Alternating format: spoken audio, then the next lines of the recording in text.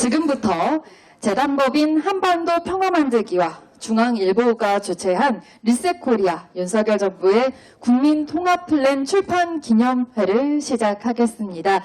먼저 인사부터 드리겠습니다. 안녕하십니까. 저는 오늘 행사 진행을 맡은 아나운서 이현아입니다. 반갑습니다.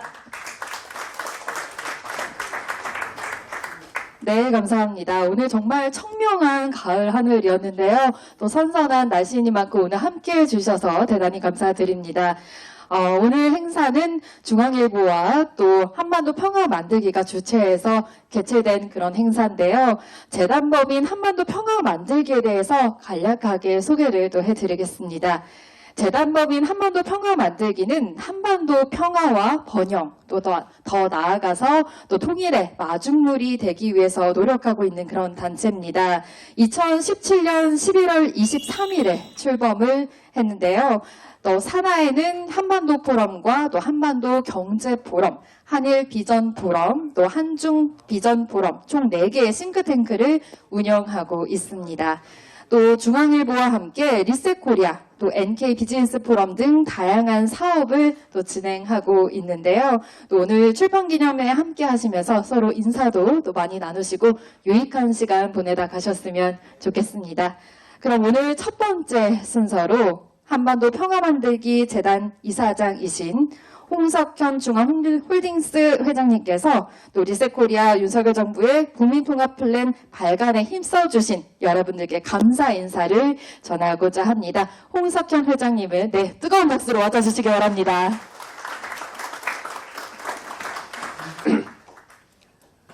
여러분 반갑습니다. 오늘 아주 바쁘신 시간에도 윤석열 정부의 국민통합플랜 출간 기념회에 참석해 주신 데 대해서 깊은 감사의 말씀을 드립니다. 특히 그 축사를 해 주시기 위해서 멀리 부산에서 올라오신 우리 정의화 의장님께 특별히 감사 말씀 드립니다. 여기 오래간만에 이렇게 대면 행사를 하다 보니까 오랫동안 서로 만나지 못했던 이 반가운 이 귀빈 여러분 다시 뵙게 돼서 반갑습니다.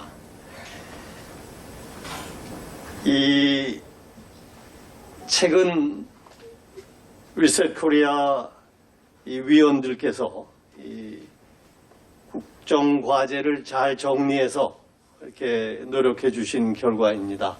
또 우리 중앙일보 기자들도 많이 참여해 주셨습니다. 감사의 말씀을 드립니다. 우리 중앙일보 국가개혁 프로젝트 리셋코리아는 아까도 잠깐 설명이 나왔습니다만은 5년 반 전 우리 촛불 시위가 한창일 때죠. 그 대통령 탄핵 등으로 혼란스러운 때에 한국에 나아갈 방향을 제시하기 위해서 전문가 싱크탱크로 발족했습니다. 국내 언론사 유일의 정책 제안 싱크탱크인데요. 현재 38개 분과에 500여 명의 전문가가 참여하고 계십니다. 여기 오늘 책을 발간하는 데 기여해 주신 분들 뿐만 아니라 또 지면을 통해서 지금까지 300여 차례의 그 논의를 통해서 우리 사회가 나아갈 방향을 제시했습니다. 중앙일보 지면과 또 칼럼, 퍼스펙티브 실론을 통해서 여러분들이 활동해 오셨습니다. 그리고 올해 11월에도 중앙일보가 주최하는 중앙포럼의 핵심 멤버로 참여해서 다양한 에이전다를 제시하고 계십니다. 그래서 이분들의 그런 창조적인 정책 제안을 다룬 중앙일보 일련의 기사가 한국 신문상을 수상해서 이제 자타가 공인하는 최고의 정책 플랫폼이 입증이 되었습니다. 리셋코리아는 지난 대선 때 정책 제안팀을 발족해서 차기 정부가 대한민국의 성패 여부가 미래를 결정할 것이라고 판단했기 때문에 이 연금 개혁, 부동산 안정, 감염병 대응, 인구, 교육 개혁, 혁신 창업, 기후 변화 대응, 불평등 해소, 고용 노동 개헌 등 10개 분과를 구성해서 분과별로 3 내지 6회의 전문가들의 논의를 거쳐 한국 사회가 한 단계 도약하기 위해 필요한 36개의 에이전다를 도출해서 중앙일보에 게재됐고, 이 전문가들의 논의 내용을 정리해서 오늘 여러분 앞에 놓여진 이 책을 발간하게 되었습니다.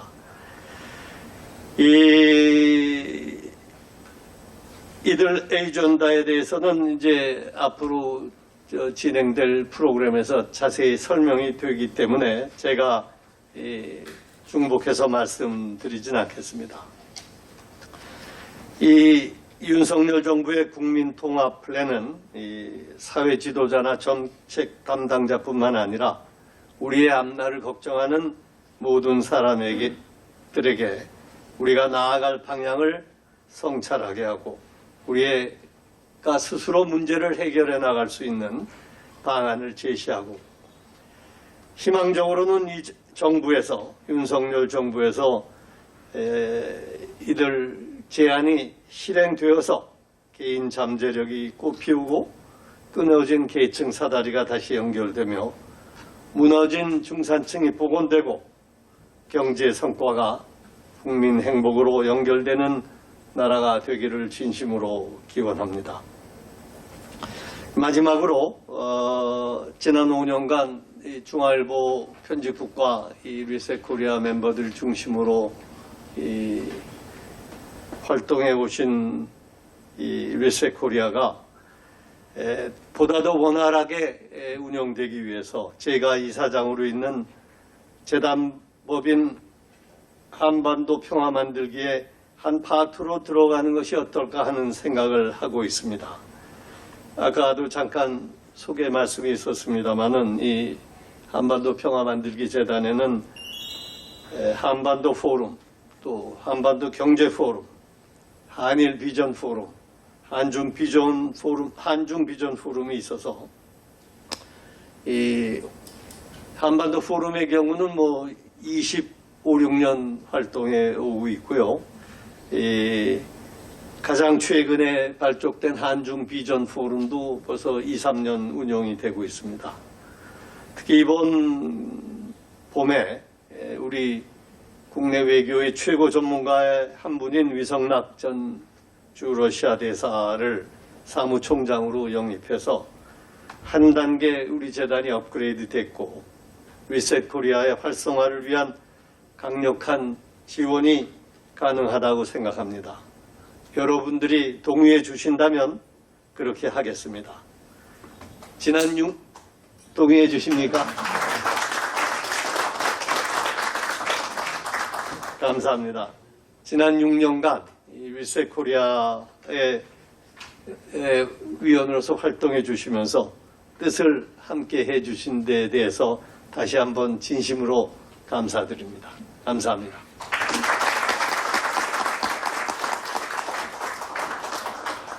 네, 고맙습니다. 홍석현 회장님의 인사 말씀이었습니다. 잠시 또 소개를 해드렸지만 10개 분과가 있다고 말씀해 주셨습니다. 또 연금개혁과 혁신창업, 또 인구 등 또 부동산까지 10개 분야에 대해서 또 이따 분과장님과 또 간사 기자님께서 또 어젠다를 재원해주는 시간 가지려고 합니다. 그때 더 자세한 정보 또 얻으시면 감사하겠습니다. 그럼 다음으로는 먼 부산에서 또 오늘 행사를 참석해 주기 위해서 오셨다고 하는데요. 정의화 전 국회의장님의 축사 청해 듣겠습니다. 네, 뜨거운 박수로 맞아주시기 바랍니다.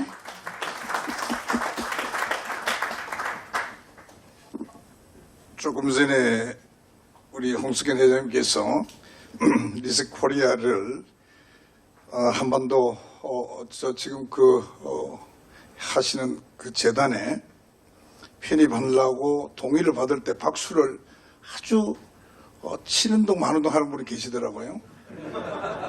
그러니까 다시 박수를 제가 제안을 합니다. 예. 저는 리셋 코리아하고 지금 벌써 세월이 제가 의장하기 전이니까 꽤 세월 흘린 것 같은데 연해주에 제가 같이 갔던 것이 인연이 되어서 그 이제 운영위원으로 지금 제가 별 활동은 안 합니다만 늘 기도는 하고 있습니다. 오늘 오래간만에 제가 서울에 와서 정말 반가운 얼굴들 이렇게 뵙게 되어서 정말 제가 기쁘게 생각을 하고요. 우선 그 리셋 코리아 운영위원회 한 사람으로서 제가 오늘 이 윤석열 정부의 국민통합 플랜 발간을 진심으로 축하드립니다. 리셋 코리아는 이름 아시다시피 언론사 유일의 정책 제안 싱크탱크로서 우리 한국 사회에 나아갈 방향을 제시해 오고 있습니다. 5년 전에도 대통령 탄핵과 대선을 앞두고 새 정부가 우선적으로 처리해야 할 정책을 아젠다로 채택해서 큰 반향을 일으킨 바가 있습니다. 올해에도 대선을 앞두고 새 정부가 가장 중점을 둬야 할 분야 10개를 선정해서 각 분야 전문가들의 논의를 거쳐서 조금 전 회장님도 말씀을 계셨습니다만 이 뒤에 지금 기록된 10개의 아젠다를 도출해서 이 아젠다는 아시다시피 중앙일보의 보도도 지면을 통해서 소개된 바도 있었지만 오늘 이렇게 정리해서 책으로 발간하게 되었습니다. 여러분 아시다시피 사실 저는 뭐 부산에서 그냥 걱정만 하고 기도만 하고 삽니다만 지금 현재 우리나라는 큰 위기를 맞고 있다고 생각합니다. 나라 안에서는 아시다시피 저출산 고령화가 심각하고 자살률이 또 세계에서 최악입니다. 코로나 이후에 젊은 2030의 자살률은 더욱 더 많아지고 있고 해서 제가 참 걱정이 많습니다. 진영, 세대 노사, 성별 갈등도 심각한 수준입니다. 이 문제들을 이 자리에 계신 우리를 모두가 잘 알고 있지만은 해결의 기미는커녕 상황은 무서울만큼 악화되고 있다. 저는 이렇게 보고 있습니다. 나라 밖도 어떻습니까? 미중 경쟁이 격화되는 가운데 신냉정 시대가 도래하고 있습니다. 우크라이나 전쟁에 따른 여파가 국제 정치와 경제에 큰 파장을 불러오고 있습니다. 북한의 핵과 미사일 위협도 굉장히 갈수록 거칠어지고 있는 것을 우리가 잘 알고 있습니다. 이럴 때 우리 정부가 중심을 잡고 비전을 보여주는 게 아주 절실합니다. 그러려면 한국의 현실을 직시하고 문제를 해결할 수 있는 정책을 내놓아야 한다고 생각합니다.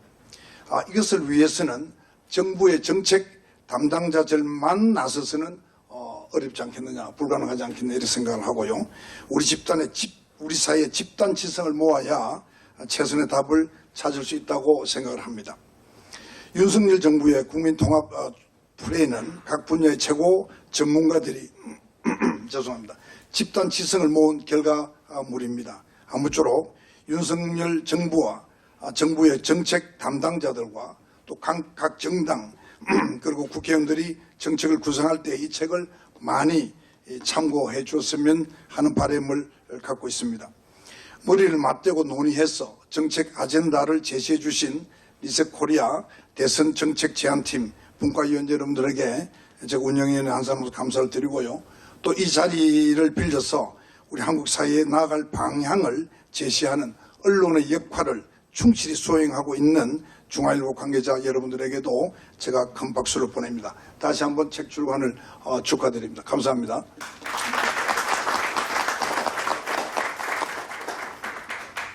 네, 고맙습니다. 정의원 전 국회의장님의 축사였습니다. 고맙습니다. 중앙일보 리셋코리아는 지난 5월 출범한 윤석열 정부가 나아가야 할 길을 제시하기 위해 본 책자를 발간했습니다.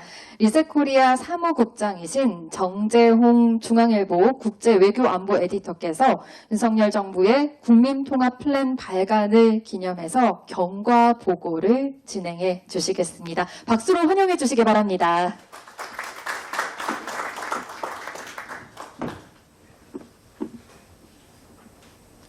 예, 리셋코리아 경과 보고를 하겠습니다.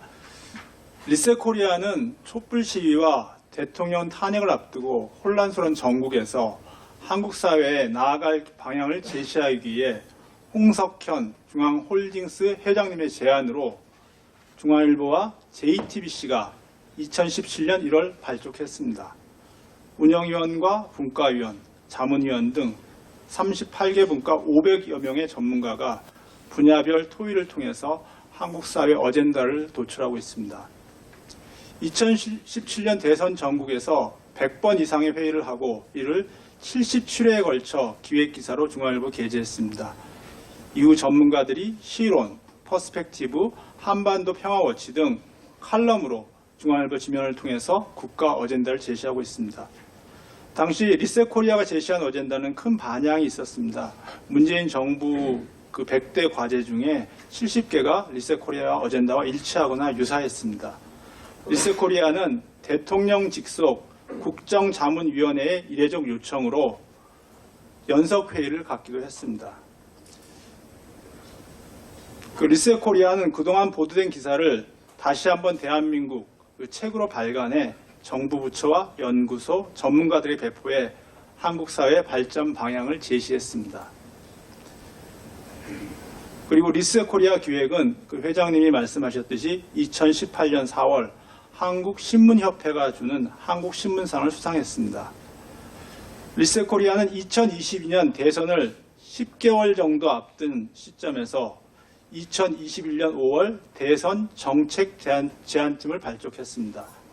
이는 코로나19 위기와 부동산 시장 불안, 저출산 고령화, 경제 성장 둔화, 빈부격차 심화, 남북관계 개선, 미중 대결 속 한국의 입지가 불투명한 여러 난제 속에 치러진 대선이 대한민국 미래를 결정할 수 있는 중요한 분기점이라 판단했기 때문입니다. 그래서 10개 분과를 구성해서 그 토의 내용을 가지고 중앙일보 지면과 그리고 그 지면에 나왔던 기사와 그 분과위원들의 토의 내용을 종합을 해서 지금 그 책자를 만들었습니다. 리셋코리아는 앞으로도 한국 사회에 나아갈 방향을 담은 어젠다를 제시해 정책 제안 싱크탱크로 역할을 충실히 하겠습니다.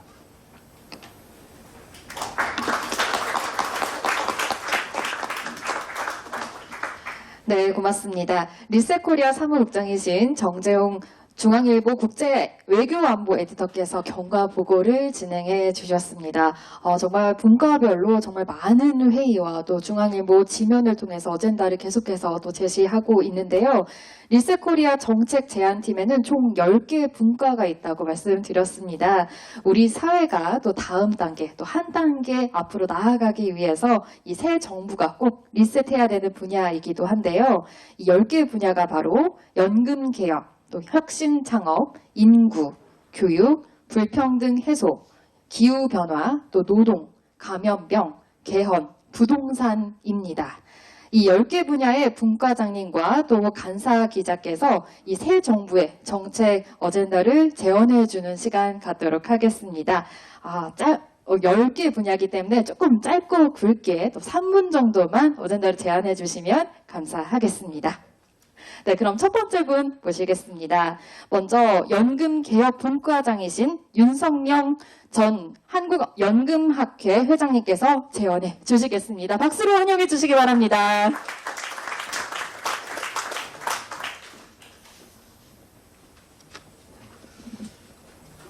안녕하세요. 리셋코리아 연금 분과장을 맡고 있는 윤석명입니다. 연금 분야에 대해서 이렇게 논의할 수 있는 장을 마련해 주신 홍석현 회장님과 관계자 여러분들께 감사드립니다. 제가 웬만해서는 떨지 않은데 목소리가 약간 좀 떨리고 있는 것 같습니다.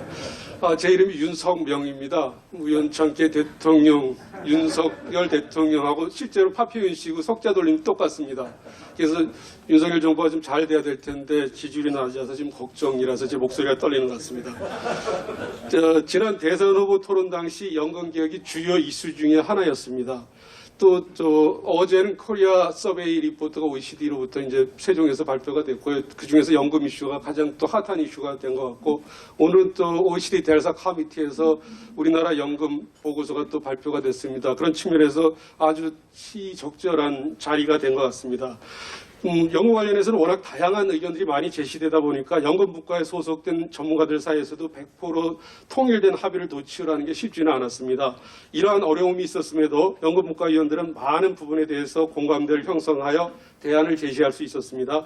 그래서 어제하고 오늘 그 OECD에서 나온 어떤 보고서 연금 분과 어떤 한국에 대한 레코멘데이션 제안들이 다행히 저희가 제안한 내용들하고 거의 7, 80%, 8, 90% 이상은 거의 일치한다는 측면에서 저희는 나름대로 굉장히 큰 보람을 느끼고 있습니다. 연금 관련해서 많은 논란과 이슈가 있었음에도 이제 신성식 보건복지 전문기자님과 이우린 기자님께서 저희 분과위원들의 논의 내용을 아주 잘 정리해 주셔서 이 자리를 빌려서 감사 말씀을 좀 드립니다. 주요 내용을 좀 말씀드리면 무엇보다도 정권 초기에 연금 개혁을 적극 밀어붙여야 한다는 점에 대해서는 저희가 모두 공감을 했습니다. 연금 분과에서는 공적연금과 퇴직연금 두 분과로 나눠서 제가 논의를 했습니다. 두 차례 공적연금 분야는 연세대 양재진 교수가 발제했고 퇴직연금은 서울시립대 박종훈 교수님이 발제를 했습니다. 공적연금 관련해서 이제 저희가 정리한 내용을 말씀드리면 재정 안정 달성을 위해 가급적 보험료를 13에서 14% 정도로 최소한 4%포인트 빨리 인상해야 된다. 이런 제안을 했었는데 OECD 보고에서도 똑같은 비슷한 내용이 나왔고요. 그리고 요즘 논란이 되고 있는 기초연금 관련해서는 뭐 저희가 생각들이 다 똑같은 건 아니니까 일부 의원께서는 기초연금을 40만 원 일률적으로 인상해야 된다는 의견도 있었지만 대다수 저희 분과위원들은 기초연금은 취약계층 중심으로 선택과 집중하는 쪽으로 접근하는 게 맞을 것 같다. 그런 제안을 했고요. OECD 제안 어제 오늘 보고서도 역시 저희 의견하고 같은 방식으로 제안이 나왔습니다. 그리고 이제 굉장히 핫한 이슈인데 그동안은 논의가 별로 안 됐었는데 저희가 큰 이제 제안을 했습니다. 국민연금과 공무원연금 특수지경연금을 통합 운영하는 방향으로 제도 개혁을 서둘러야 한다는 제안을 했는데 저희가 이 제안할 때까지만 해도 공적연금 통합 운영에 대해서는 거의 회의론이 굉장히 지배적이었습니다. 그런데 오늘 나온 OECD 보고서에서도 공적연금 통합 운영하라는 정식 레코멘데이션이 나왔고요. 우리 사회에서 지금 이 부분에 대해서 상당한 공감대를 형성하고 있다는 측면에서 저희 분과원들은 나름대로 보람을 느끼고 있습니다.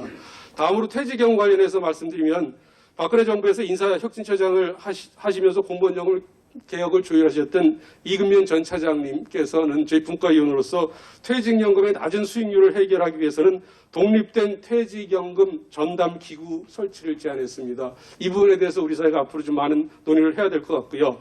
발제자인 박종훈 교수님은 지난 수년간 퇴직연금 수익률이 실제로 물가 상승률을 고려할 때는 마이너스 수익률이라는 측면에서 퇴직연금이 실질적인 노후소득 보장의 한 축으로 잡기 위해서는 많은 이제 제도 개선 노력이 좀 필요하다는 겁니다. 특히 DB 확정급여으로 운영되는 연금제도 같은 경우는 실질 수익률이 마이너스다 보니까 이 부분에 대한 특단의 대책이 필요하다고 저희가 문제를 제기했고요.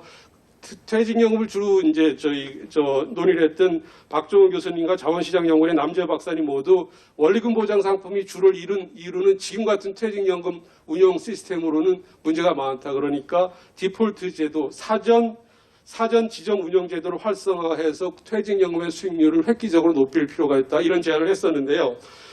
참고로 정부는 금년 7월 12일 저희 제안대로 퇴직연금 시장의 디폴트 옵션 사전 지정 운영제를 도입하였습니다. 전체적으로 봤을 때 공적연금, 퇴직연금 거의 모든 분야에서 저희 분과에서 제안한 안들이 정치권 또 우리나라 언론 또 국제기구로부터 많은 호응을 얻고 있다는 측면에서 저희는 나름대로 큰 보람을 느끼고 있습니다. 감사합니다.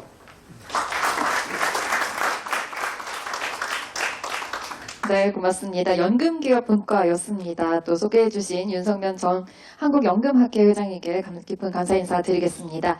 그럼 다음으로는 혁신창업분과입니다. 혁신창업분과장이신 정유신 서강대 기술경영대학 원장님께서 어젠다를 발표해 주시겠습니다. 힘찬 박수 부탁드립니다.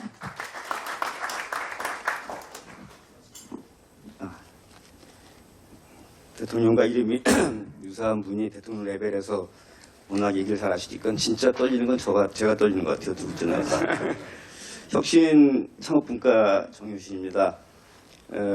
사실 혁신창업 뭐 이렇게는 뭐 4번, 5번 정부가 바뀔 때마다 계속 사실 아젠다로 됐기 때문에 식상하게 생각할 수도 있을 것 같아요. 근데 저희 이번에 이제 앞에서 말씀드렸지만 저희 혁신창업분과는 그런 차원에서 좀 다르게 어프로치를 좀 했고요.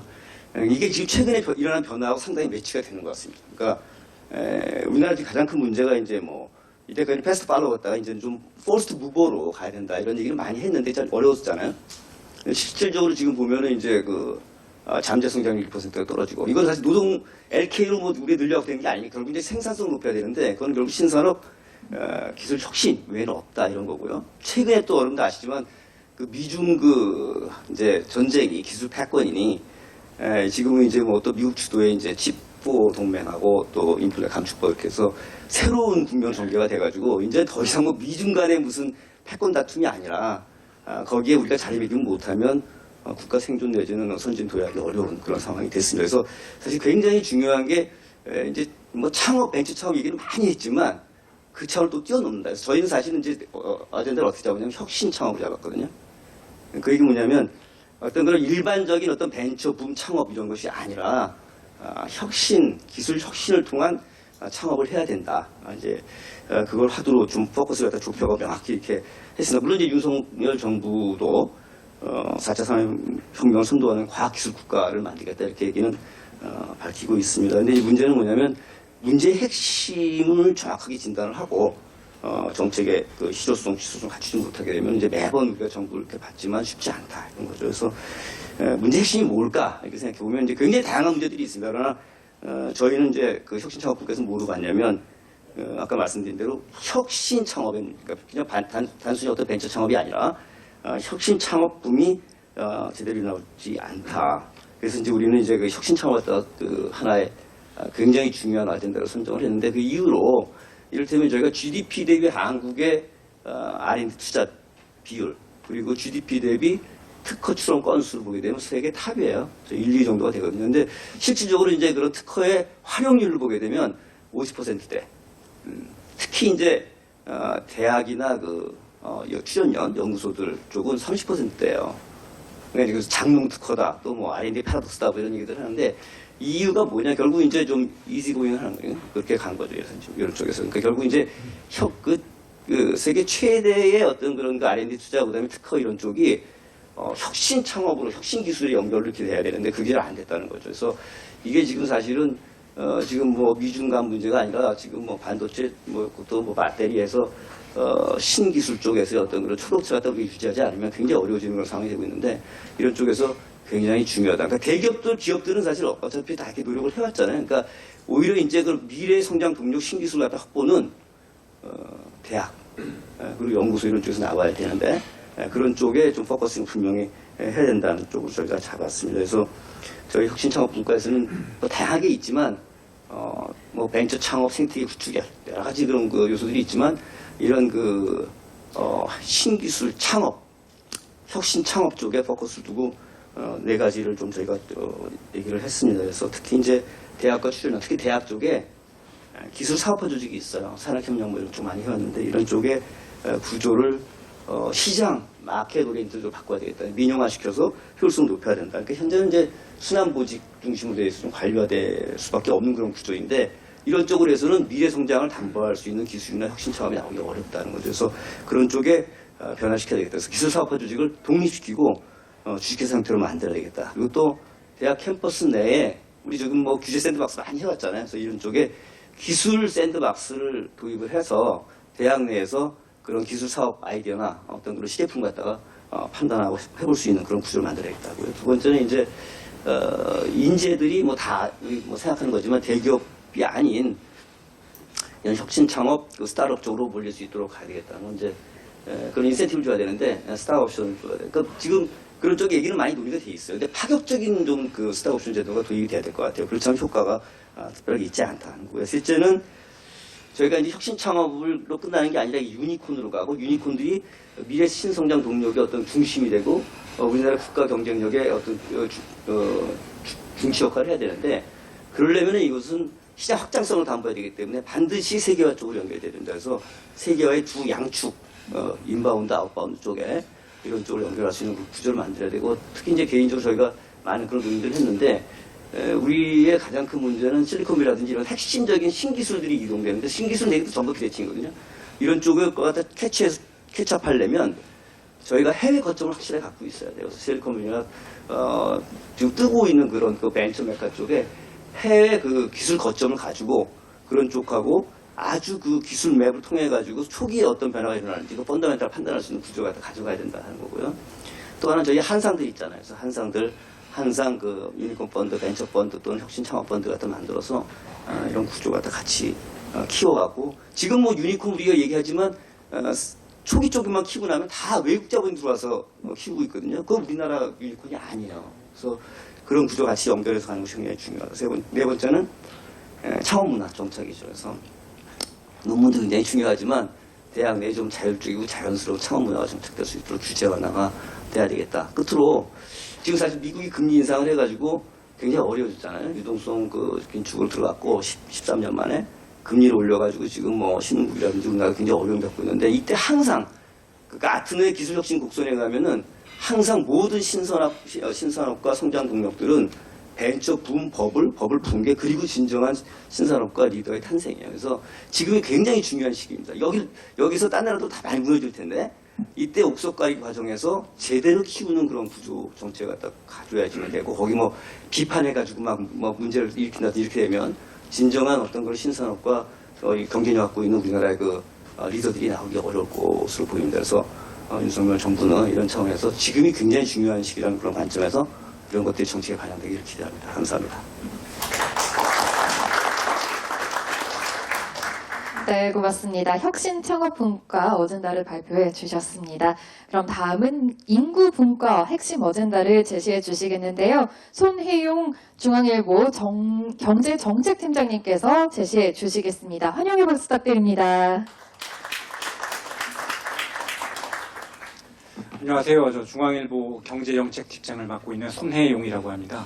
원래 이 자리는 조용태 서울대 보건대학 교수, 분과장이신 조 교수님께서 맡으셔야 되는데 현재 지금 베트남 출장 중이십니다. 베트남 정부 자문차 계셔가지고 제가 대신 하게 됐고요. 짧게 하겠습니다. 당시 인구분과는 저희가 대선 아젠다 1회로 소개를 했고요. 그리고 당선인 과제로도 소개할 정도로 아주 상징성이 큰 주제였습니다.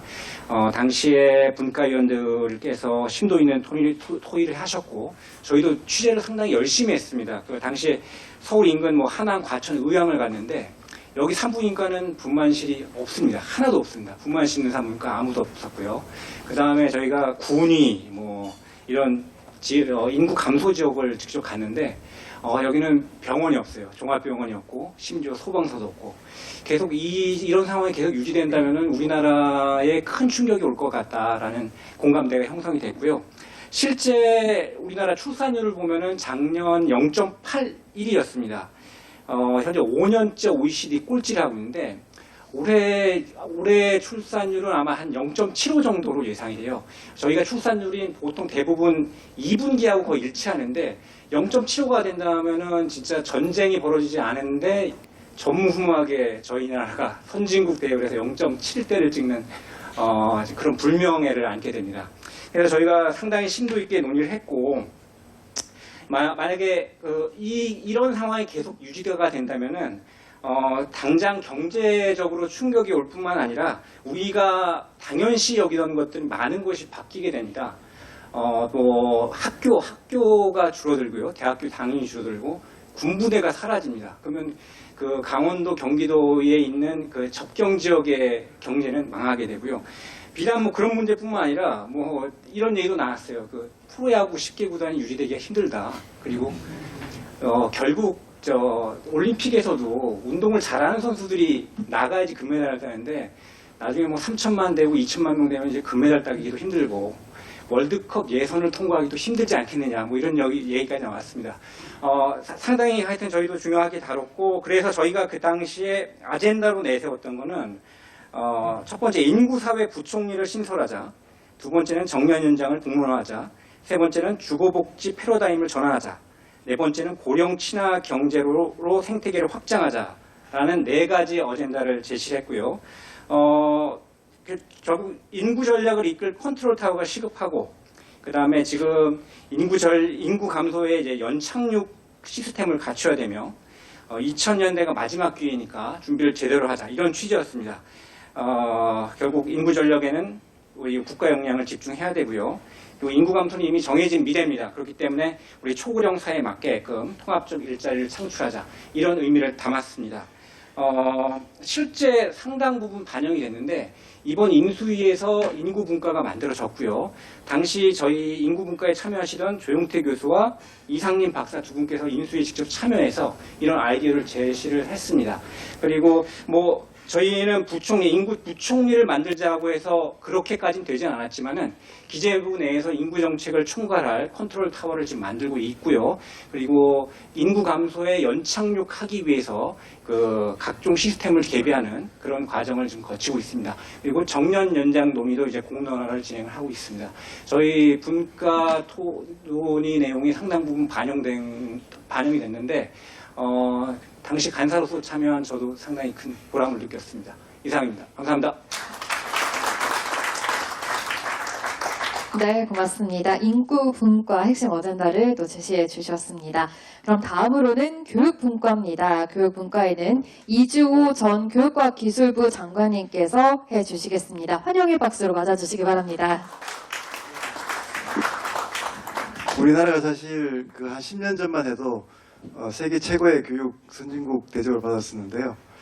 지금은 교육이 정말 지각 변동이 일어나고 있는 큰 변화에 오히려 지금 뒤처지고 이런 변화에 그 문 닫고 그냥 내부에서 싸움질만 하다가 지금 뭐 큰 위기를 겪고 있는 상황이 아닌가 저희들을 걱정하고 있습니다. 그런데 중앙 또 리셋 코리아가 이런 그 위기의식 또 미래지향적인 그런 발상에 대해서 충분히 토론하고 또 재현할 수 있는 기회를 주셔서 거듭 감사드립니다. 우리 교육분과에서는 AI 교육혁명이라는 큰 방향을 제시를 했습니다. 또 다행히 또 윤석열 정부가 그 키워드를 그대로 받아가지고 사실 국정과제로 채택을 했는데요. 지금 뭐 립서비스만 할지 실제로 실행을 할지는 아직까지 이제 더 두고 봐야 되는 상황인 것 같습니다. 그 AI 교육 혁명은 크게 저희가 세 가지로 제안을 했습니다. 첫째는 이제 무엇을 가르칠지가 완전히 바뀌어야 된다. 이제 지식의 전달만으로는 AI가 뭐 또 인터넷이 다 지식을 다 가지고 있는 상황에서 인간은 지식 전달보다는 창의력과 인성을 키우고 또 그 위에 AI라든가 뭐 메타버스라든가 새로운 신기술을 또 인문학을 융합할 수 있는 그런 새로운 역량을 길러야 된다는 쪽으로 저희들이 강조를 했고요. 그 다음에 이제 어떻게 공부하느냐 하는 것도 저희가 AI 튜터라는 새로운 방식을 제안을 했습니다. 그래서 이 AI가 이제 학생 한 명 한 명한테 맞춤 그 학습 환경을 제공할 수 있기 때문에 그 이제 지식의 전달은 AI 튜터한테 맡기고 교사는 오히려 이제 창의적인 또 인성을 키울 수 있는 뭐 프로젝트 학습이라든가 새로운 역할을 주는 걸로 그러니까 학습 환경 개인 맞춤형 학습 환경을 디자인하는 디자이너로서의 그 교사의 역할 전환을 과감하게 제안했습니다. 세 번째는 이제 누가 학습을 하느냐인데 이제는 이제 인구가 많이 줄었기 때문에 모든 아이들 한 명 한 명을 최고 인재를 키워야 되는데 그러려면 조기 개입이 정말 중요하다. 영유아 때부터 지금 사실 팬데믹 때문에 뭐 IQ 100 이하 아이들이 너무 많이 지금 많다고 걱정들 하거든요.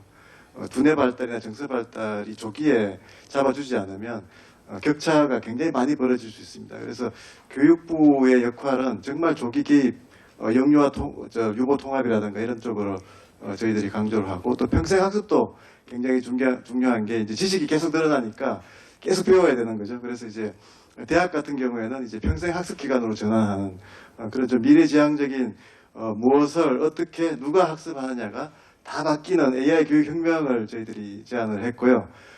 저는 또 개인적으로는 홍석현 회장님께 굉장히 감사드리는 게 제가 그 중앙 퍼스펙티브를 통해서 한 30번 쓴 것 같아요. 계속 그 글을 썼었는데 저 만나면 퍼스펙티브 잘 봤다는 분들이 참 많습니다. 그래서 그런 지면을 할애해 주신 것에 대해서 다시 감사드리고요. 이런 큰 변화를 하려면 사실 이제 우리나라 같으면 이제 교육부가 바뀌어야 되거든요. 사실 이제 물론 이제 생태계가 갖춰져야 되지만 생태계를 갖추기 위해서도 이제 교육부의 정말 과감한 역할 전환, 대전환이 필요한 상황입니다. 그래서 대학을 교육부가 규제하는 나라는 사실은 우리 지금 교육부 법을 보면 이게 대학은 교육부의 산하기관이거든요. 그런데 대학을 산하기관처럼 취급하는 나라는 사실 일본밖에 없습니다. 솔직히 말씀드리면. 그래서 이제 과감하게 사학법이라든가 대학법을 이제 개정을 해야 되고 그리고 교육부는 대학에서 정말 손을 떼야 된다. 그렇지만 교육부를 폐지하는 건 아니고 오히려 이제 영유아 쪽을 더 강화해서 이제 조기 개입 쪽으로 해서 격차 해소하는 쪽으로 좀 하고 또 앞에서 인구 쪽에서 이제 사회 부처 통합 역할을 이제 강조했지만 사회부총리 부서로서 사실 인구 문제라든가 이런 쪽을 더 강화시키는 쪽으로 지금 저희들이 제안을 했는데요. 지금 어떻게 될지 좀 두고 봐야 될 것 같습니다. 저희가 지금 리셋 코리아를 통해서 한 2년 내내 캠페인 비슷하게 해왔고 앞으로도 이제 기회를 주시면 계속 열심히 하도록 하겠습니다. 감사합니다. 네, 고맙습니다. 교육분과 어젠다에 대해서 제시해 주셨습니다. 다음은 불평등 해소 분과 어젠다 제시해 주시겠습니다. 불평등 해소 분과는 김성탁 중앙일보 논설위원께서 제시해 주시겠습니다. 환영의 박수로 맞아주시기 바랍니다.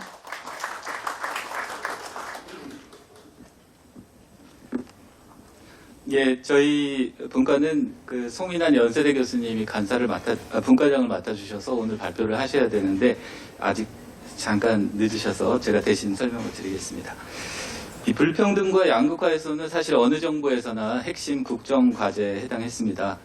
저희 분과가 이 주제를 논의할 때는 코로나가 굉장히 지금보다 한창이던 시기였는데요. 그런데 최근에 보면은 반지하에 사시는 분들이 목숨을 잃는 사고가 있었습니다. 그런 한편에서는 또 한강변이 보이는 아파트 집값이 한 채 50억이 넘는다는 소식이 전해지고 있기 때문에 우리 사회 양극화를 확인하는 일은 이제 어렵지 않은 것 같습니다. 코로나가 한창일 때 저희가 이제 한국은행 자료를 보니까요, 2020년에 상위 20%의 소득은 전년 대비 1.5% 줄어들었는데 하위 20%는 17%나 감소한 것으로 집계가 됐습니다. 근데 이제 이 요인은 일자리 불안 때문이었는데요. 특히 한창 일할 나이에 있는 30세에서 54세 저소득층의 실직이 많았습니다. 그리고 이제 주로 코로나 이전에 대면 업무를 많이 하던 임시직이나 일용직의 일자리가 불안해졌고요. 그 다음에는 이제 아이를 키우는 부담이 있는 여성이 먼저 직격탄을 맞는 걸로 나왔습니다. 그래서 저희 분과 위원님들께서는 기존의 복지가 노인이나 장애인 같은 기존 취약계층을 타겟으로 했다면 그것을 넘어선 대책이 필요하다는 의견을 주셨습니다. 그리고 또 특히 흑수저 논란이나 이런 거에서 보듯이 최근의 불평등은 상대적 빈곤이나 기회의 불평등을 의미하는 경향이 강합니다. 그래서 우리 정부와 사회가 모두가 함께 잘 사는 나라, 이런 목표를 세울 필요가 있다는 의견을 모아주셨습니다. 이런 점을 고려해서 저희 불평등 해소 분과에서는 노인의 40%가 여전히 빈곤 상태에 있기 때문에 기초연금의 기능을 강화할 필요가 있다. 그리고 고교를 졸업한 뒤에 범죄 이력이 없는 청년에게 취업 전 30세까지 청년 희망수당을 지급하는 방안이 필요하지 않겠느냐. 그리고 아동수당도 확대할 필요가 있다. 이런 점들을 고려하자고 제언을 했습니다.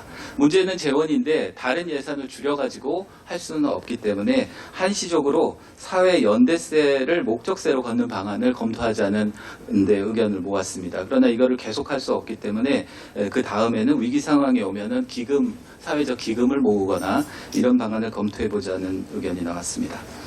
그리고 이제 이미 한국은 이미 불평등의 순환 구조가 자리를 잡고 있다고 합니다. 그런데 특이한 점은 외국과 달리 거주 지역이나 주거 형태가 교육이나 소득 격차 같은 나머지를 모두 결정하는 양상을 보인다는 점이 특이합니다. 즉 강남에 살면 좋은 대학에 갈 가능성이 높아지고 그러면 다시 소득이 높아져서 다시 강남에 살게 될 수 있다는 얘기죠. 그런데 이제 저희 위원님들은 이제 여러 분야 전문가분들이 모이셨는데요.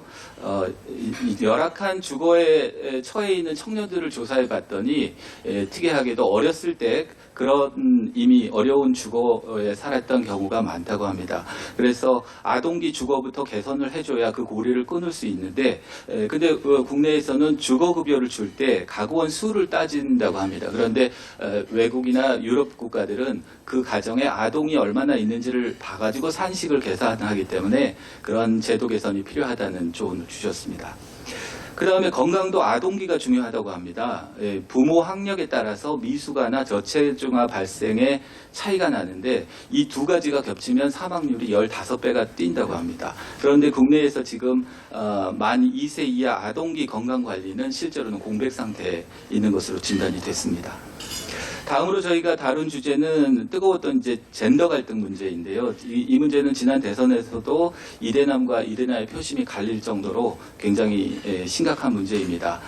근데 이 세대의 갈등이 일자리를 놓고 공정이나 불평등 문제로까지 엮이면서 온라인에서는 서로에 대한 차별과 혐오 이런 표현이 난무하고 있는 상황입니다.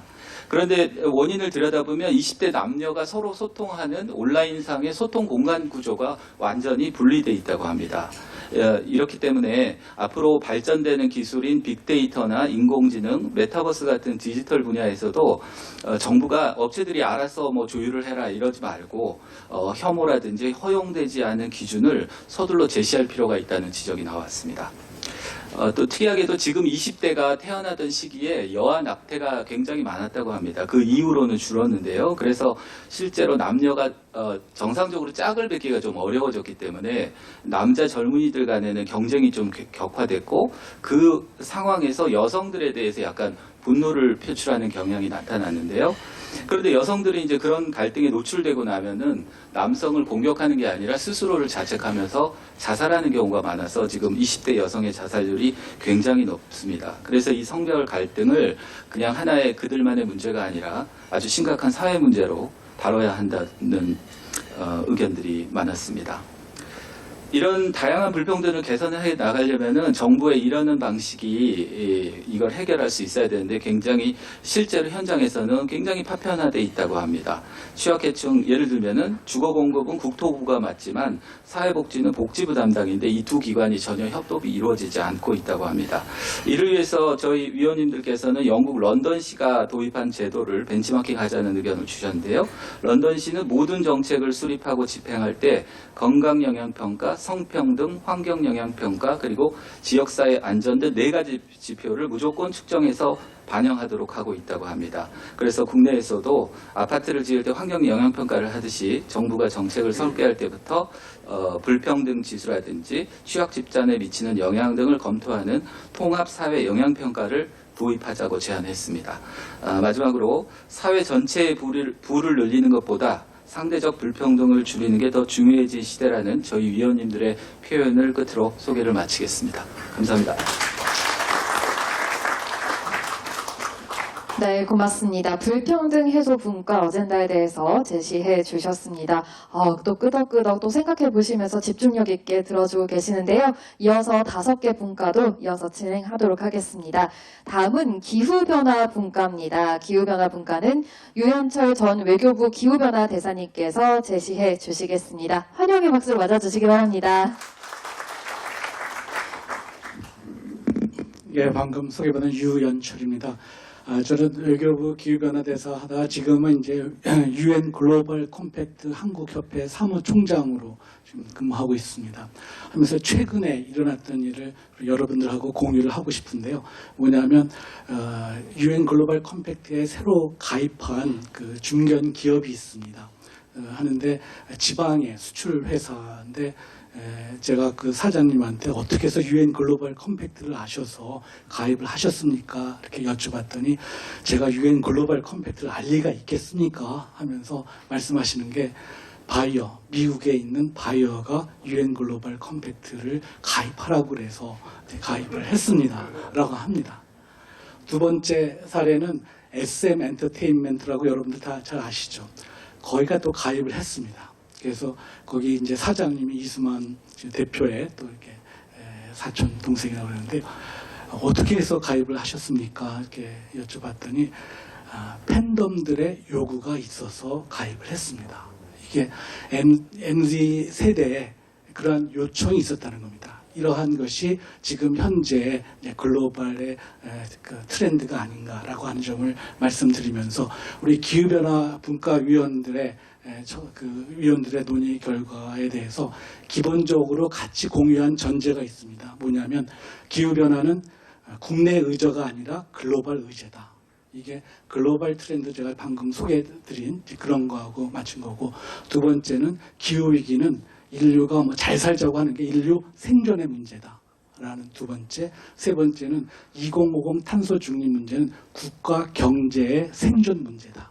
라고 하는 점에서 이것은 기술로서 타결을 하고 경제 활성화에 이바지하는 그런 국가 경제의 생존의 문제다라고 하는 점에서 인식이 일치가 됐고요. 그 다음에 추진 방향으로서는 세 가지를 했습니다. 첫 번째는 지속성 있는 정책, 두 번째는 실행력 있는 정책, 세 번째는 이해관계자 모두의 이제 포용성 있는 정책인데요.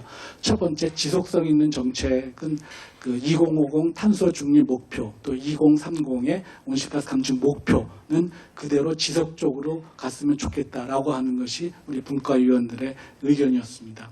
그런데 11월에 저희가 지면에 나가는데요. 11월 말에 바로 연락이 왔습니다. 2050 탄소 중립 목표 너무 높은 거 아니냐. 그것이 2018년 대비 2030년에 이제 40% 줄이는 건데 이거 차기 정부에서 이거 더 낮춰야 되는 거 아니냐라고 하는 또 연락이 왔습니다. 그래서 제가 웬만해서는 제가 노를 하지 않는데 그 대목에서는 제가 그거는 아닌 것 같습니다. 지속성 있는 정책이 필요한 것이고 그 다음에 목표는 다소 좀 높아야 되는 거고 중요한 것은 목표를 달성했다는 것이 아니라 목표 달성을 위해서 얼만큼 우리가 노력을 해서 투자해가지고 달성하려는 노력이 중요한 것이 한 것이 지금 우리나라 기후변화의 현 주소는 기후 악당입니다.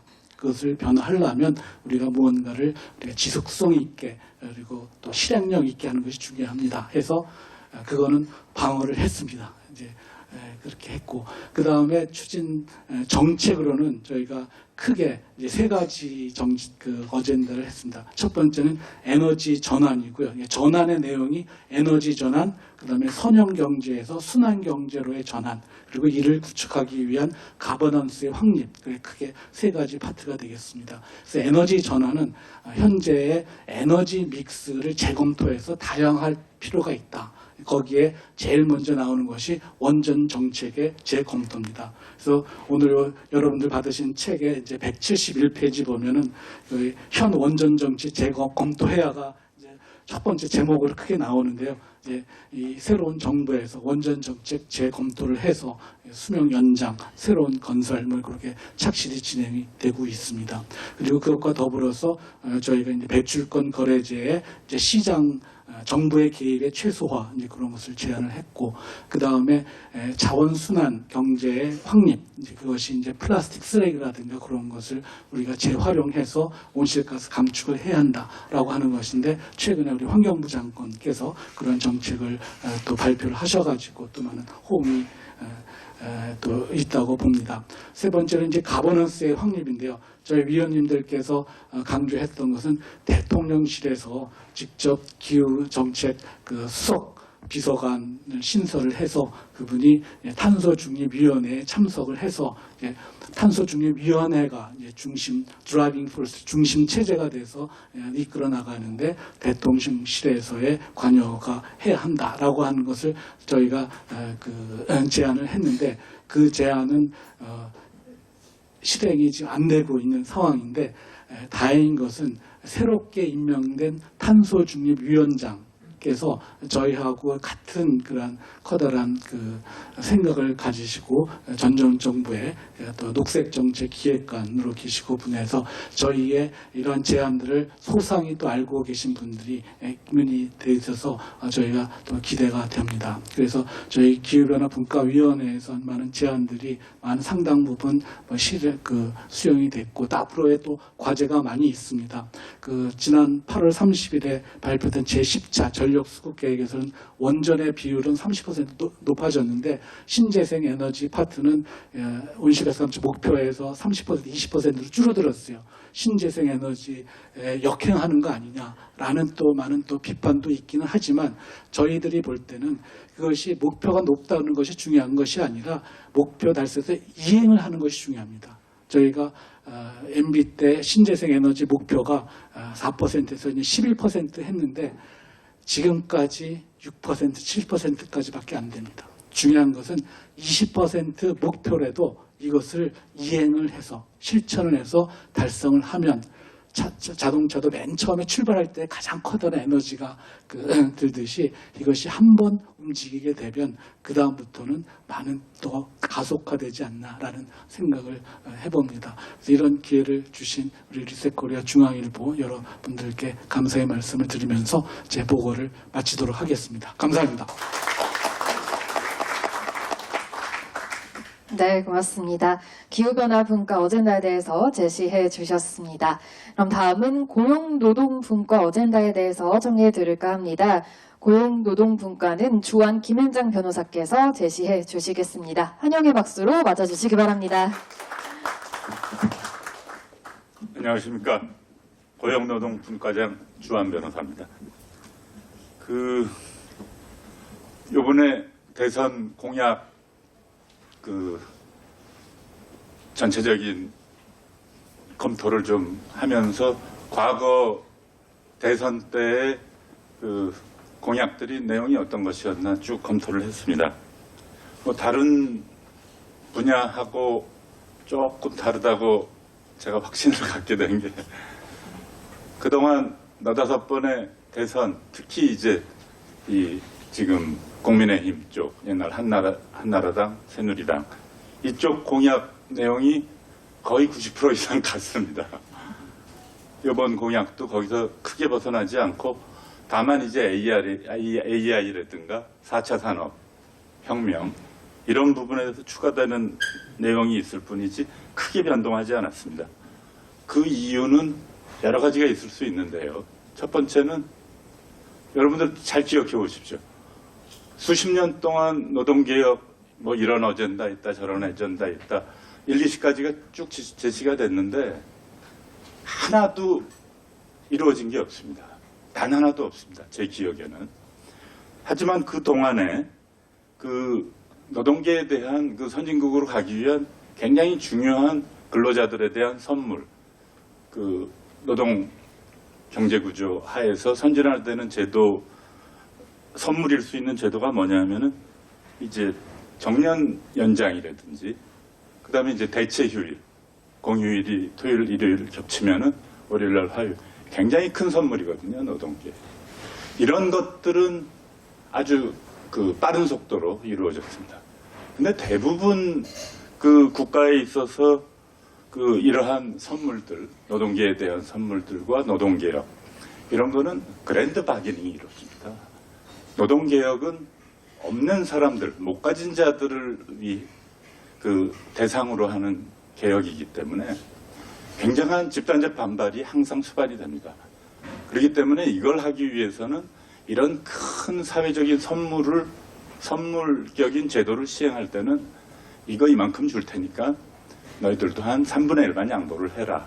이런 식으로 그랜드 바게닝 식으로 하는데 우리는 특히 이제 박근혜 정부 때 이런 제도를 툭툭 선물 주듯이 던집니다. 그래 놓고 주고 나서 야, 이렇게 우리가 고마운 거 해줬으니까 이제 개혁 좀 하자. 전혀 안 됩니다. 이렇게 고맙게 해줬으니까 이제 너도 양보를 해라. 이거는 개인 간에서 이루어질 수 있을지 몰라도 노동계에서 절대 이루어질 수 없는 일들이거든요. 이게 세계적으로 아주 노사관계에 있어서는 아주 기본적인 교과서적 내용인데 우리는 전혀 아무도 이런 거에 대해서 생각도 안 하고 그런 일이 벌어져도 문제 제기를 하는 사람이 없습니다. 그래서 오늘은 저희가 이 책에서도 여러 가지 어젠다를 던졌습니다. 아까 구태의원한 여러 가지 어젠다도 있지만 좀 참신한 거 뽑아서 저희가 이 책에 실었습니다. 하지만 제가 이 자리에서 좀 간단하게 말씀드리고 싶은 거는 이제 고양이 목에 나무를 달아야 된다는 거는 다 컨센서스가 형성이 됐습니다. 근데 어떻게 달 것이냐 이것이 필요한데 지금 그거를 위한 노력을 우리나라는 전혀 하고 있지 않습니다. 예를 들어서 우리가 북유럽 노사적 모델을 쫓아가야 된다고 이제 계속 얘기를 하는데 그 서브스텐스는 우리가 다 가져왔습니다. 이게 좋다 저게 좋다. 그리고 어느 정도까지 북유럽이 지금 노사정 타협이 잘 돼 있냐면은 일부 지역에서는 의사 집단이 간호사나 의료기사들 이 사람들의 임금의 50% 이상을 더 받지 않게끔 자기네들끼리 사회적 타협을 할 정도로 그렇게 바람직하게 가고 있습니다. 한참 굉장히 부러운 얘기죠. 그런데 그러한 내용은 다 우리가 소개를 하면서 간과하고 있는 것이 뭐냐면은 북유럽 여러 국가들이 그러한 타협 구조를 만들기 위해서 수십 년 동안 수십 명이 죽었습니다. 싸우다 죽기도 하고 자살하기도 하고 뭐 그런 그 타협을 위한 타협 구조를 위한 갈등 과정이 있었거든요. 근데 어느 누구도 정부도 그렇고 이제 학문을 연구하시는 분들도 있고 그러한 과정을 아무도 소개를 안 합니다. 고양이 목에 백날 방울을 달아야 된다는 얘기만 할 뿐이지 어떻게 될 것이냐에 대한 고민이 없다. 이제 그런 부분이 좀 아쉽기 때문에 이제 지금부터라도 뭐 서둘러서 지금 정부가 내놓은 노동개혁 두 가지가 있습니다. 첫 번째는 52시간제를 주 단위에서 월 단위제로 바꾸자.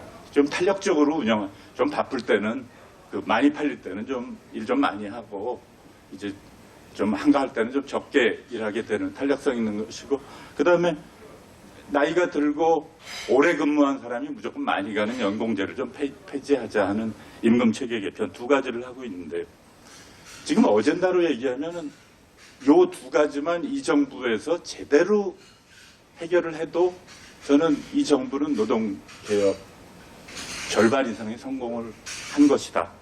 이제 이렇게 생각을 합니다. 그래서 이번 정부에서의 노동개혁은 어젠다를 선정하는 것도 좋지만 어떻게 타협하고 어떻게 개혁하실 것인가에 대한 그 과정에 대한 연구. 그래서 제가 쉽게 말씀드리면은 저한테 딱 하나만 이제 힘 있는 분이 부탁을 해봐라 들어줄게 한다면 노총에 매년 한 20명 정도 그 전문가들을 혹은 운동하는 사람들을 북유럽이나 유럽에 유학을 좀 보내고 그 같은 수의 20명 정도를 경총이나 전경련에서 뽑아서 유학을 보내고 지금부터 먼 얘기 같지만 지금부터 그런 투자를 하면은 그들이 돌아와서 많은 기여를 할 것이다. 뭐 그것이 근본적인 해결책이라기보다 그렇게 좀 먼 방법을 좀 했으면 좋겠다 하는 말씀 드리고요. 두 번째 좀 아쉬운 것이 이 선진국 도약을 위한 그 EU나 여러 가지 국가의 계약은 세 가지입니다. 하나는 정치 개혁, 그리고 경제 구조 개혁, 그리고 노동 개혁입니다. 근데 보세요. 최근에 노동 개혁을 해야 된다고 계속 사회적으로 문제 제기를 했는데 정치 개혁 제대로 한 거 있습니까? 경제 구조 개혁 제대로 된 거 있습니까? 왜 못 가진 자들을 대상으로 하는 노동 개혁을 먼저 해야 됩니까? 적어도 정치를 하는 사람들이 하는 신용이라도 내야죠. 그리고 경제 재벌 구조나 이런 거에 대한 그 장점도 많지만 단점에 대한 그런 보완 이런 것에 대한 가진 자들에 대한 권력을 갖거나 재산을 가진 자들에 대한 개혁은 뒤로 돌려놓고 왜 노동에 대한 개혁만 전혀 호응을 얻지 못할 것이다. 거기에 대한 노력이 같이 가야 된다는 말씀 드리고요. 이 최근 다른 정부도 비슷한 문제점을 가져왔습니다만 이 정부에 대해서 좀 고온이 모아진 것은 그 노동개혁은 없는 사람들에 대한 개혁입니다. 그런 경우에는 제가 이제 자식 교육에 많이 빗대는데 애정 표시를 충분히 해준 다음에 개혁을 해야 되는 겁니다. 그러니까 대통령을 포함해서 많은 집권층들이 노동에 대한 애정, 홍수 나서 그럴 때 잠깐만 가지 말고 좀 노동개혁이 필요한 그만큼 이상의 애정 표시를 좀 유치한 방법도 좋습니다. 버스 좀 타가지고 이 버스 운전사 당신은 그 도중에 가다가 설사가 나면은 그 화장실 어떻게 갑니까? 뭐 이런 그 좀 많이 쓰는 방법이지만 그런 그 상투적인 거지만 그런 쇼맨십 같은 것 애정 표시가 좀 부족한 것이 아니냐. 그거는 집권층뿐만 아니고 여러분들도 마찬가지입니다.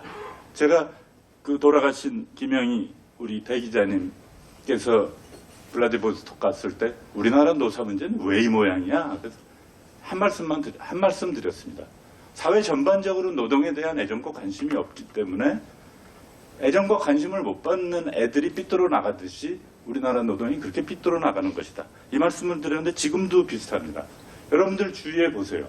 환경, 교육 해가지고 전문가들 최소한 서너 명씩은 다 아시죠. 노동은 저뿐이 모르시죠? 이게 사회적으로 이쪽이 터프하니까 인재들이 많이 안 오기도 하고 여러분들 관심이 없으십니다. 전반적으로 이런 관심이 좀 있어야 한다. 이 말씀 좀 드리고 싶고요. 그 다음에 이제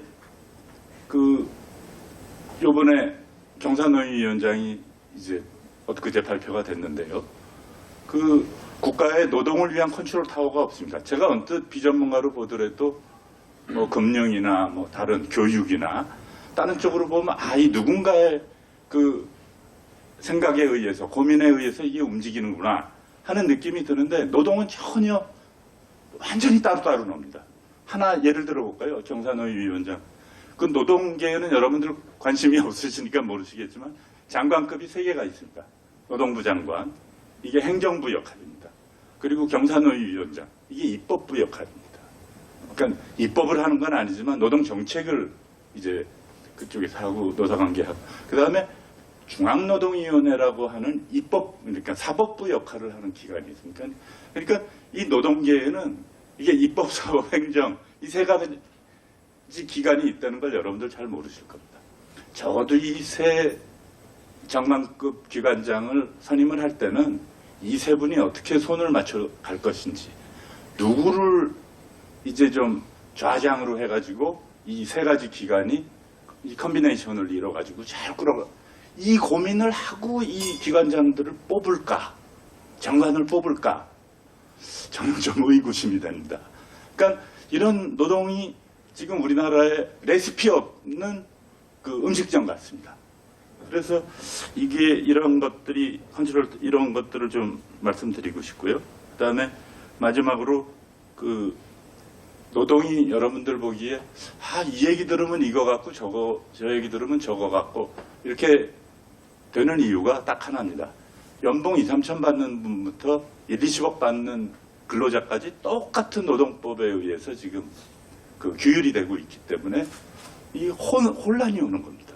그래서 외국의 일부 미국의 여러 주가 시도도 하고 있지만 우리가 좀 앞서 나가도 됩니다. 그래서 노동법을 좀 쪼개서 매트리스식으로 해가지고 분석도 하고 제도도 좀 세분화하는 것이 어떻겠느냐.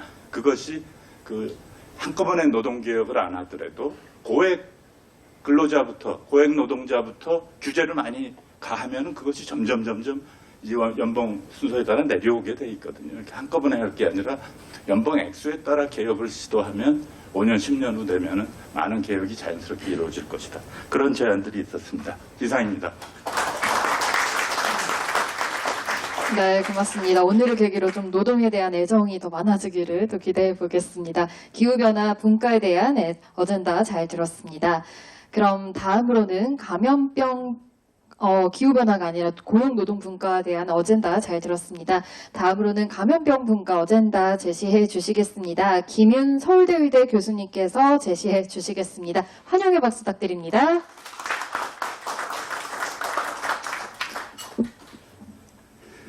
네, 3년 가까이 지루하게 계속되고 있는 코로나19 팬데믹에 우리 정부, 우리 사회가 어떻게 대응해야 되느냐에 대해서 저희는 논의를 했습니다.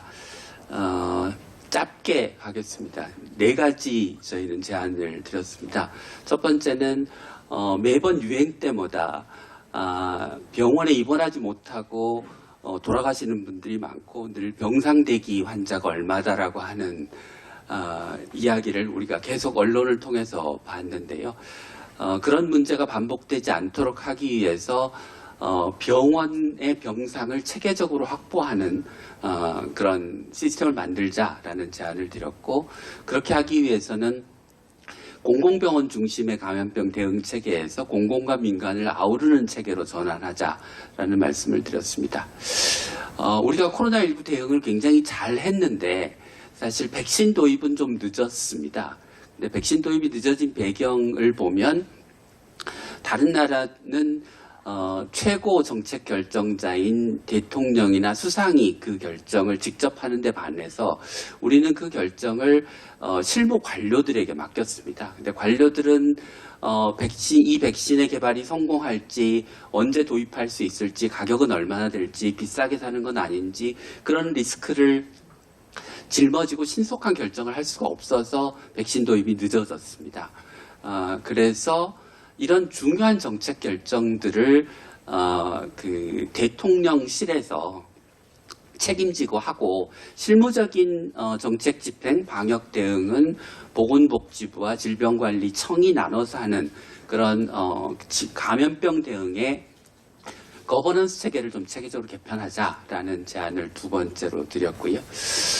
세 번째는 이제 백신 얘기에 이어서 우리가 이제 지금은 백신을 도입해서 쓸 수밖에 없지만 감염병이 계속되는 한은 스스로 우리가 백신과 치료제를 개발할 수 있는 능력을 갖추는 게 굉장히 중요하겠다. 그래서 그 과학기술 발전, 백신과 치료제 개발을 정부가 체계적으로 지원하는 시스템을 만들자라는 것이었습니다.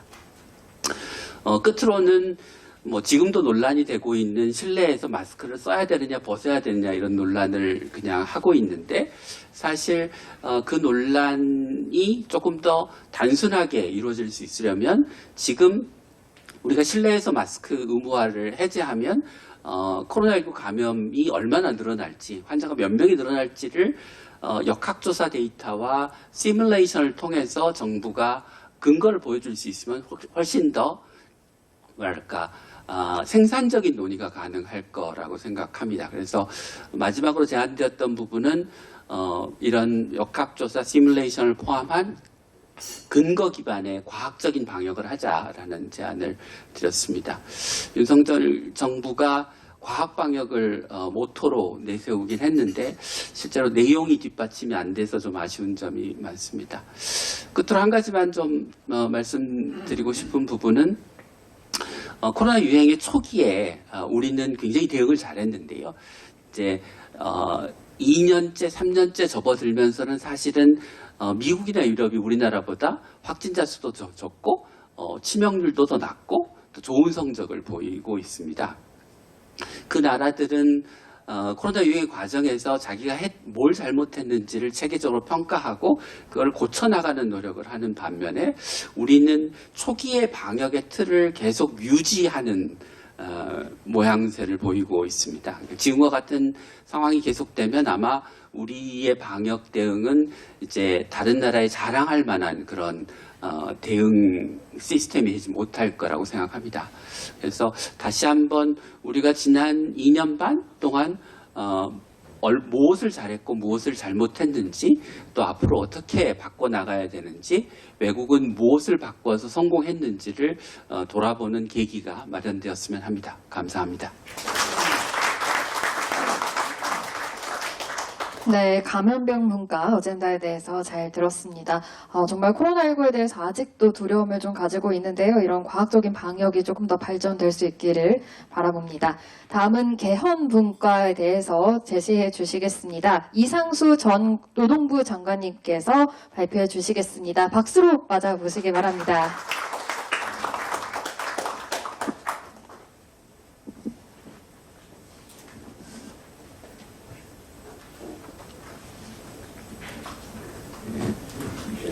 네, 우선 대선을 앞두고 정책 아젠다를 이렇게 세워서 정책 선거로 이끌어 주시면 좋겠다는 그런 제안을 해주신 우리 중앙일보 리셋코리아에 대해서 저희들은 감사를 드리지 않을 수 없었습니다. 그래서 우리가 활동하는 기간에도 정말 최선을 다해서 노력하자는 결의로 임했던 것입니다. 그런데 중요한 것은 이제 이 책에 다 나와 있기 때문에 제가 굳이 다시 얘기할 필요는 없을 것 같고요. 그때 얘기하는 과정에서 저희들이 겪었던 여러 가지 솔직한 심정, 그리고 향후 실천적인 과제가 다가왔을 때 어떻게 나가야 될 것인가, 이런 문제에 대해서 많은 얘기를 했기 때문에 그 점에 대해서 좀 얘기를 드리고 싶습니다. 사실 지금 많은 사람들은 우리나라가 지금 위기에 처해 있다고 다 생각하고 있습니다. 그리고 그 위기의 가장 중요한 원인은 이 정치권의 대결과 정치권이 그 대결로 가져온 불안, 이런 것이 집약된 것이 아닌가라고 생각하기 때문에 한마디로 얘기하면 정치가 발목을 잡고 있다. 이것을 극복하지 않으면 우리나라는 희망이 없다. 이런 생각을 갖고 있다고 저희들은 생각을 했고, 그것을 위해서 어떻게 하는 것이 희망을 찾는 길이냐에 대해서 많은 논의를 한 결과 개헌을 하지 않고서는 그런 희망이 있을 수가 없다라고 생각을 했습니다. 사실 10개의 분과가 나누어져서 여러 가지 문제를 논의했지만 그런 분과가 복합적으로 융합적으로 같이 노력하면서 실천적인 노력을 하려면은 실제 개헌 같은 문제에 대해서 같이 논의하는 그런 장이 있어야 될 텐데 각자 나누어서 자기들 얘기만 하기 때문에 실천적인 노력에 있어서는 미흡하지 않았는가 하는 생각을 갖지 않을 수가 없었습니다. 사실 제가 확인된 건 아닌데 과학과 기술이라는 토론회에서 서울대학교의 그 강원택 교수가 이런 얘기를 했다 그래요. 과학과 기술을 위해서 뭐가 필요합니까? 라고 하니까 그분이 대뜸 개헌을 해야 됩니다. 라고 얘기했다 그러더라고요. 그게 무슨 말이라고 하니까 그분 얘기가 우리 사회가 발전해 나가고 과학과 기술이 발전하려면은 지속적인 발전을 해야 되고 효율적인 판단도 해야 될 텐데 현재 같은 구조 하에서 지속적인 실천이 가능하겠습니까?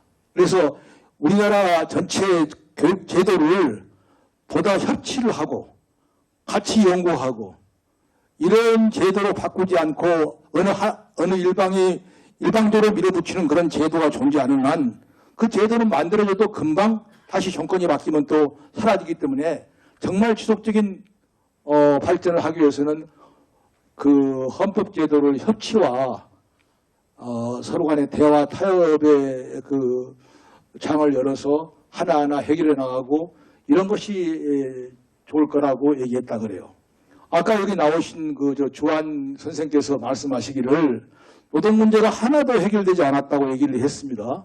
정말 그런 면이 있는데 해결되지 않은 이유가 뭘까요? 노사정위원회가 있었지만 열리지도 않고 계속 공전했습니다. 그 이유가 뭘까요? 협치의 기구를 만들더라도 기구다운 기구를 만들어야 됩니다.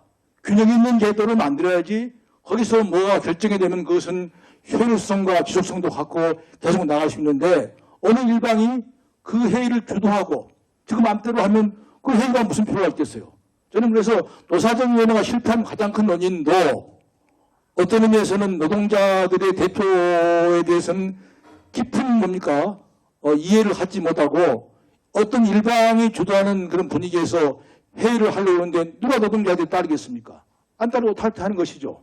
저는 그래서 우리나라가 모든 제도에 있어서 근본적으로 효율성과 지속성을 갖고 발전해 나가려면은 먼저 협의체를 만들 때 정말 균형 있게 만들 필요가 있다. 오늘 쉽게 분과가 얘기를 하지만 각 분과에서 앞으로 논의를 한다고 칩시다. 대통령 선거 때문에 그래도 연금 개혁에서는 40%를 올리겠다고 얘기를 했다고 들었는데 그리고 그걸 국가적인 기구로 만들어서 실천하겠다고 했는데 딱 대선 끝나니까 국가적인 기구로 만들지 않고 국회 내 법률심사위원회 기구로 하락시키겠다고 얘기를 했다 그러더라고요. 그런 식으로 문제를 풀려고 하면 결코 협치도 안 되고 문제가 풀리지 않는다고 저는 생각하는 사람입니다. 그래서 문제를 풀려면 정말 우리나라가 어느 한 사람이 권력을 잡고 농단하는 그런 제도를 이제 벗어나서 함께 협치하고 노력하는 그런 자세로 가야 된다는 생각을 갖지 않을 수가 없어요. 그래서 그런 의미에서도 저는 개헌이 가장 중요한 앞으로의 우리의 개혁 과제다. 개헌을 통해서 한 사람이 독주하는 체제를 갖다가 무너뜨리고 협치를 통해서 문제를 파가는 합의제 민주주의로 하는 것이 옳다라고 생각하기 때문에 이번에 이미 대통령이 되신 분에 대해서는 적용을 하지 않는다 하더라도 차기 정권 전에 개헌을 해서 차기 정권부터는 1인 대통령 제도를 이제 없애고 우리도 뭡니까? 잘하면 5년, 못하면 2년 책임적 기회를 하는 그런 내각제 분권식의 시대로 가야 될 때가 되지 않았나 하는 생각을 저는 감히 여러분한테 드리고 싶은 생각입니다. 그래서 저희들이 얘기가 길어지는데요. 논의하면서 세 가지를 우리가 결의했어요. 뭐냐면 첫째, 바로 개헌특위를 구성해서 국회에서 개헌 노력을 했으면 좋겠다. 과거에 보면 정권이 들어선 다음에 초기에 하지 못하면 개헌은 안 됩니다. 왜냐하면 약간 중기가 되면은 권력의 어떤 향배가 거의 짐작할 수 있도록 되기 때문에 그때부터는 권력에 유리한 사람들은 개헌을 안 하려고 하거든요. 그래서 개헌을 하려면 오히려 초기에 해야 된다는 생각이 있는데 저희들은 그래서 이 정권이 들어선 다음에 내년 7, 8월까지 바꾸고 얘기하면 다음 총선 전까지 반드시 개헌을 하라. 그러기 위해서는 지금 초기 금년 7월, 8월부터 개헌특위를 만들어서 활동을 개시하라. 그런 입장을 견지했습니다. 두 번째 저희들이 입장을 견지한 것은 그렇게 해나가되 그 개헌은 굉장히 복잡하고 미묘한 문제고 시대 정신을 담는 데 있어서 서로 간에 여러 가지 그 주장이 있기 때문에 그걸 잘 해나가려고 한다면 국민공론화위원회를 만들어서 수기민주주의에 의해서 그 문제를 풀어나가는 그런 절차를 도입했으면 좋겠다. 그래서 앞으로 개헌특위는 수기민주주의를 도입한 공론화위원회를 반드시 만들어서 마치 원전 때 공론화위원회를 만들어서 처리했던 것처럼 물론 결과는 좋지 않았다고 볼 수도 있지만 그런 절차를 만들어서 많은 수기를 거칠 때 진정한 협의도 이루어지고 상대방이 속목하는 그런 상태로 갈 수 있지 않을까 하는 생각을 가졌습니다. 세 번째로 중요한 건데요. 그렇게 해나가면서 제가 이제 많이 나이가 들어서 하고 싶은 얘기를 중요한 얘기를 빠뜨렸는데 하여튼 세 가지를 반드시 해야 된다고 생각해서 저희들이 주장을 했고요. 뭐냐 그러면 개헌 절차법을 만들어서 법에 따라서 일정한 절차를 밟아가면서 개헌을 하겠다는 약속을 미리 해라. 그래서 헌법 개정 특위를 만들기 전에 그때 개헌 절차법도 만들어서 거기에서 어느 시기까지 뭐 하고 어느 시기까지 뭐 하고 해가지고 완전히 미리 정해놓고 하자. 그래야만 개헌이 되지. 조금만 지나면 자기 유리한 입장에서 개헌을 바라보기 때문에 개헌이 결코 독립변수가 아니고 통속변수더라 이런 얘기가 나와서 철저하게 개헌 특위를 만들기 전에 개헌 절차법도 만들자 이런 생각도 갖게 돼서 이 세 가지가 앞으로 이루어질 때만이 개헌도 가능하고 개헌이 가능해야만이 오늘 말씀하신 여러분들의 모든 분과의 의견들도 지속적이고 효율적인 결론이 나올 수 있고 성공할 수 있지 않을까 하는 얘기를 감히 들어봅니다. 이상입니다. 네, 고맙습니다. 개헌 분과였습니다. 또 협치와 또 대화의 장이 앞으로도 더 원활하게 되기를 바라겠습니다. 마지막으로 부동산 분과입니다. 부동산 분과는 중앙일보 안장원 부동산 전문 기자께서 제시해 주시겠습니다. 환영의 박수로 맞아주시기 바랍니다. 예, 안녕하십니까. 저 안장원입니다. 저는 중앙일보에서 부동산 선임 기자로 있고 개인적으로는 제가 2002년부터 한 만 20년 정도 지금 부동산 분야를 취재를 하고 담당을 해왔습니다. 그 가운데 저희 이제 부동산 분과가 작년에 이제 대통령 선거를 앞두고 새로운 어젠다를 설정하고 논의를 할 때는 잘 아시겠지만 그때까지만 하더라도 집값이 거의 득달같이 또는 살인적으로 많이 치솟는 때였습니다. 그 이후에 지금은 또 한편으로는 몇 억씩 떨어진 억소리가 여기저기서 나오고 해서 주택시장 상황이 많이 바뀐 상황입니다. 그렇다면은 저희 분과에서 제안을 했고 그리고 그 당시 집값을 안정시키기 위한 또는 집값을 잡기 위한 그런 공약이든지 정책이든지 그런 것들이 지금은 그럼 집값이 떨어지면서 보면은 시장이 안정되고 집값이 안정된다고 그런 과정이라고 본다면은 더 이상 어떤 정책이든지 이런 것이 필요가 없어진 것인가라는 그런 의문도 나올 수 있을 것 같습니다. 하지만은 결국에는 중요한 것은 그 현 정부에 있어서 새로운 정책 방향을 제대로 잡아 나가는 것이 중요하다고 생각되고, 저희 분과에서 집값 급등의 원인으로서 지적하고 그리고 그러한 문제를 해결할 수 있는 대안으로 제시한 것은 지금 현재 집값이 일부 떨어지고 있고 또 침체되고 있는 상황에서 여전히 유효하다는 그런 생각을 합니다. 저희가 그 집값의 급등의 큰 원인으로 잡았던 것은 두 가지였습니다. 그것은 공급 부족과 그리고 그 공급 부족에 따른 그 시장의 수급의 불균형이라든가 그리고 시장의 그 상황을 왜곡시키고 시장을 더욱 악화시킨 그러한 그 과도한 규제, 정책적인 문제 두 가지가 복합적으로 얽혀서 집값이 급등했다고 생각되고요. 그리고 그것은 그러한 그 두 가지 문제를 해결하기 위한 것은 여전히 유효한 게 지금 집값이 일부 떨어지고 있고 하락하고 있고 일부에서는 또 폭락이라든가 급락의 어떤 그런 우려라든가 그런 가능성도 이야기 나오고 있지만 그 문제들이 근본적으로 해결되지는 않았습니다. 아시다시피 몸이 많이 근본적인 병에 들었을 경우에 상황에 따라서는 호전 기미를 보일 수 있다고 하더라도 근본적으로 치료되지 않았다면 언제든지 다시 악화될 수 있고 지난 주택시장의 역사를 보더라도 아주 급격한 등락을 반복해왔기 때문에 지금 하락이 또 언젠가는 급등을 가지고 올 수 있습니다. 그렇기 때문에 현 정부의 정책은 그 공약에서 그리고 저희들이 제언했던 그런 그 공급을 확대하고 그리고 과도한 주택시장 규제를 정상화하는 것들을 지속적으로 추진해야 되는 게 지금 집값 하락을 눈치를 봐서는 안 된다는 생각이 듭니다.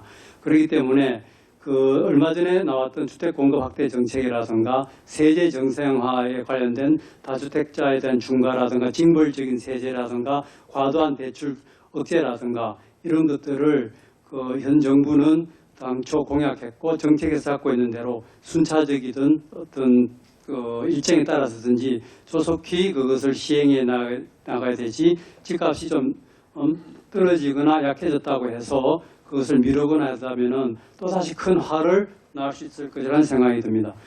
그리고 결국은 아시다시피 아무리 정책이 올바르다 하더라도 집값을 잡을 수는 없습니다. 모든 그동안의 정부가 다 집값을 잡기 위해서 혈안이 됐지만은 결국은 잡지 못했습니다. 그리고 중요한 것은 집값을 잡기 위한 것이 아니고 시장을 안정시키기 위한 정책이 필요한 것이고 그리고 그것은 현 정부 내에서 그 목적을 달성하지 못하다 하더라도 중장기적으로 집값의 그 어떤 급격한 과도한 변동성을 줄일 수 있는 그런 정책 기반을 만드는 게 중요하다는 생각이 듭니다.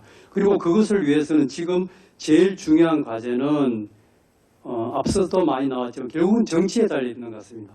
결국은 이 제도라는 것은 정치를 통해서 국회를 통해서 입법화되고 그리고 시행되는 거기 때문에 여야 협치라든가 국민적인 여론을 모으는 게 가장 중요하다고 생각하고요. 과거 정부들에 있어서 일방 통행식의 일방적인 어떤 정책 추진이 결국은 정권이 바뀌면 또 손바닥 뒤집듯이 바뀌어지고 하면서 시장의 혼란과 시장의 불확실성을 더욱더 증폭시키고 키우기만 했습니다. 그렇기 때문에 현 정부가 지금 추진하는 어떤 세제 정상화라든가 이러한 과도한 그러한 어떤 정책 역시 충분히 야와 여야가 합의를 하고 협의를 해서 정권이 바뀌더라도 바뀌지 않는 그러한 어떤 부동산 시장에 있어서 주택 시장에 있어서의 제도와 정책을 만드는 게 현 정부에 있어서 가장 중요한 어떤 중요한 일이지 않을까 하는 생각이 듭니다. 지금 비가 오다가 햇볕이 났다고 해가지고 우산을 만드는 것을 그만두거나 미숙돼서는 안 될 것입니다. 지금이 어쩌면은 집값이 약세를 보이고 그리고 어떤 침체된 이런 분위기일 때 세제를 규제라든가 이런 것을 완화하고 어떤 주택 공급 기반을 마련하는 데 있어서는 더욱더 좋은 드로이 기회일 수 있습니다. 이 기회를 정부가 잘 활용해서 앞으로 오래가는 부동산 정책을 현 정부에서 만들어서 그 이후에는 진짜 이 집값 문제로 인해서 부동산 시장의 혼란으로 인해서 온 국민이 고통받지 않는 그러한 그렇게 되도록 현 정부에서 추진됐으면 하는 바람입니다. 이것으로 저희 발표를 마치도록 하겠습니다. 네, 부동산 분과 어젠다까지 잘 들었습니다. 이렇게 10개 분과에 대한 어젠다를 청해 들으셨는데요. 저 또한 들으면서도 앞으로 우리 사회가 한 단계 더 나아가기 위해서 어떤 방향을 가져가야 되나라고 더 생각해 볼 수 있었던 계기인 것 같습니다. 더 자세한 내용은 또 윤석열 정부의 국민통합 플랜 또 책 잘 참고하도록 하겠습니다. 고맙습니다. 이제 많이 시장하실 텐데요. 이제 만찬을 시작하겠습니다. 그래서 만찬 즐겨주시면서 함께 이야기 나누시면서 더욱더 유익한 시간 보내시면 될 것 같습니다. 제일 첫 번째 순서로 이제 건배사 한번 청해 보겠습니다. 오늘의 출판을 기념하고 또 한국사의 발전을 기원하는 건배사 진행하겠습니다. 첫 건배사는요. 먼저 한국 DMZ 평화생명동산의 정성훈 이사장님께서 해주시겠습니다. 제가 강원도 인제에서 최전방이죠. 거기서 일을 하니까 아마 먼저 하라고 이렇게 기회를 주신 것 같은데 기회가 좀 흔치 않은 거니까 그래도 한 말씀 하고 건배를 하겠습니다. 제가 이제 최전방이니까 군인들하고 아주 가깝습니다. 그러니까 운동권 출신으로 군인들하고 가까운 사람 저 하나일 거라고 생각을 하는데 또 군의 지지도 많이 받아요. 저는 군이 지금 여러 교육이 엉터리로 되고 집에서든지 그러니까 군대 그 기간이라도 좋은 사람이 되고 뛰어난 사람이 되도록 하는 그 과정으로 그걸 우리가 훌륭하게 써야 되겠다 그 생각을 하고 더 많은 사람들이 이 관심을 가지고 이걸 바꿔주지 않는 한 우리 사회는 좋은 교육 그 과정 하나를 오히려 더 망가뜨리는 거로 보니까 이건 좀 제가 전방에서 온 사람으로서 꼭 말씀을 드리고 건배사는 뭐 단순합니다. 하도 싸움들을 많이 해요. 요새 화이팅 한 몇십 년째 그러는데 건배사는 저는 다른 걸 공동구호로 화이통을 제안합니다.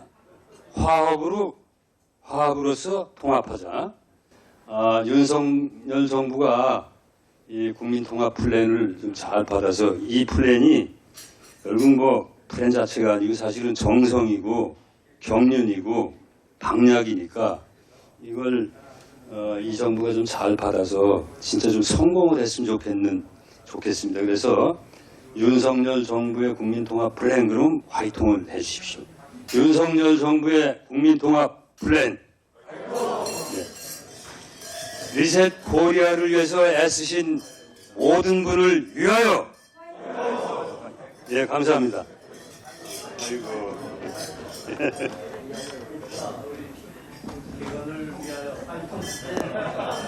건배사 한 분 더 부탁드리겠습니다. 네, 건배사는 전수독 전 국회의원님께서 해주시겠습니다.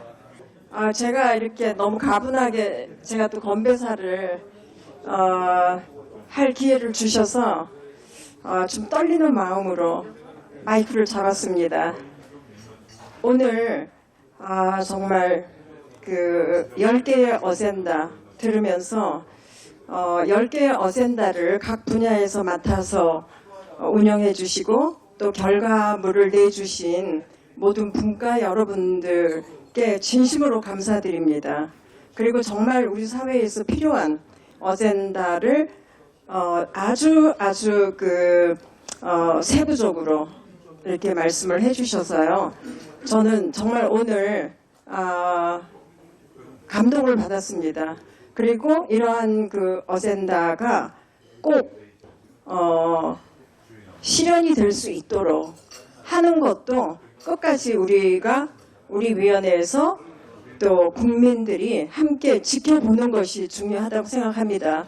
그래서 이런 거를 만들어 주시고 이렇게 할 수 있는 장을 함께 열어주신 리셋 코리아 우리 홍석현 회장님께도 진심으로 감사드리고요. 제가 2017년부터 이렇게 가끔 참석을 하면서 제가 잘 하지는 못했는데요. 앞으로는 좀 더 관심을 갖고 이렇게 할 수 있도록 하겠습니다. 앞에서 해주신 우리 정성훈 이사장님께서 너무 잘 해주셨어요. 건배사를. 그래서 하이통이죠. 그래서 우리는 전부 다 하이통으로 앞으로 다 이렇게 리셋 코리아에서는 하는 걸로 이렇게 하면 참 좋겠다고 생각했어요. 자, 우리 10개의 어젠다를 실현할 수 있도록 네, 감사합니다. 마지막 건배사 해주실 분은요, 서울대 송호근 명예교수님께서 해주시겠습니다. 대한민국에 그래도 나라를 걱정하는 지식인들이 정말 열정적으로 글을 써주시고 제가 보기엔 최근에는 언론의 그 지적인 수준이라고 할까요?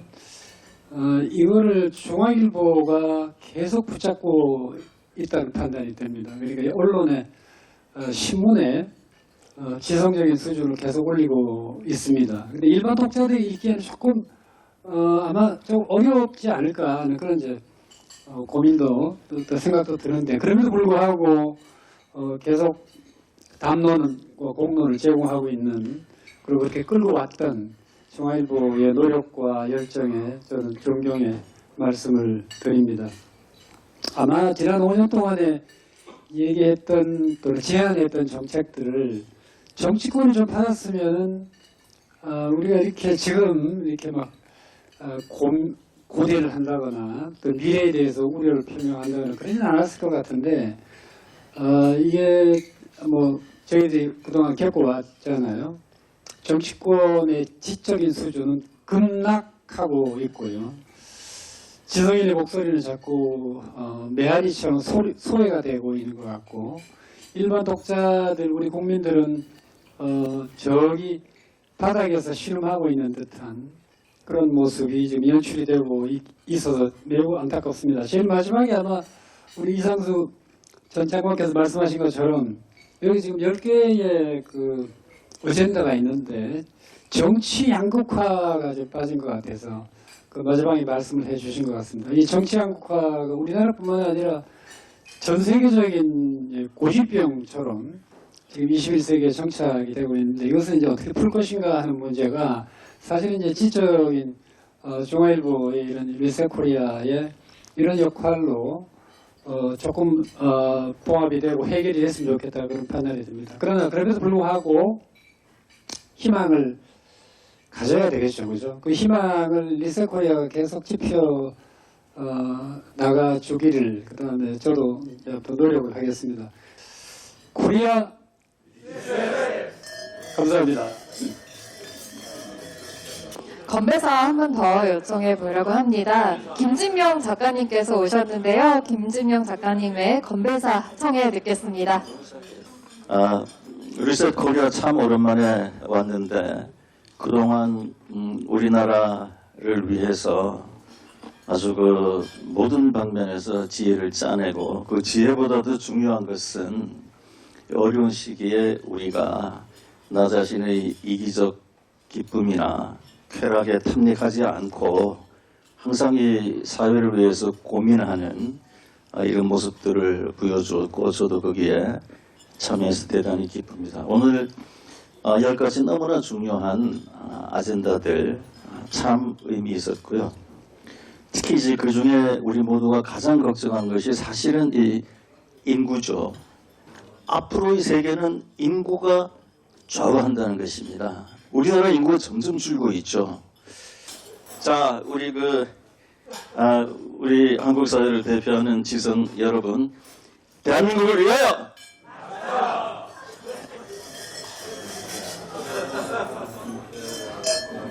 그럼 이어서 임혁백 고려대학교 명예교수님의 건배사도 정해 보겠습니다.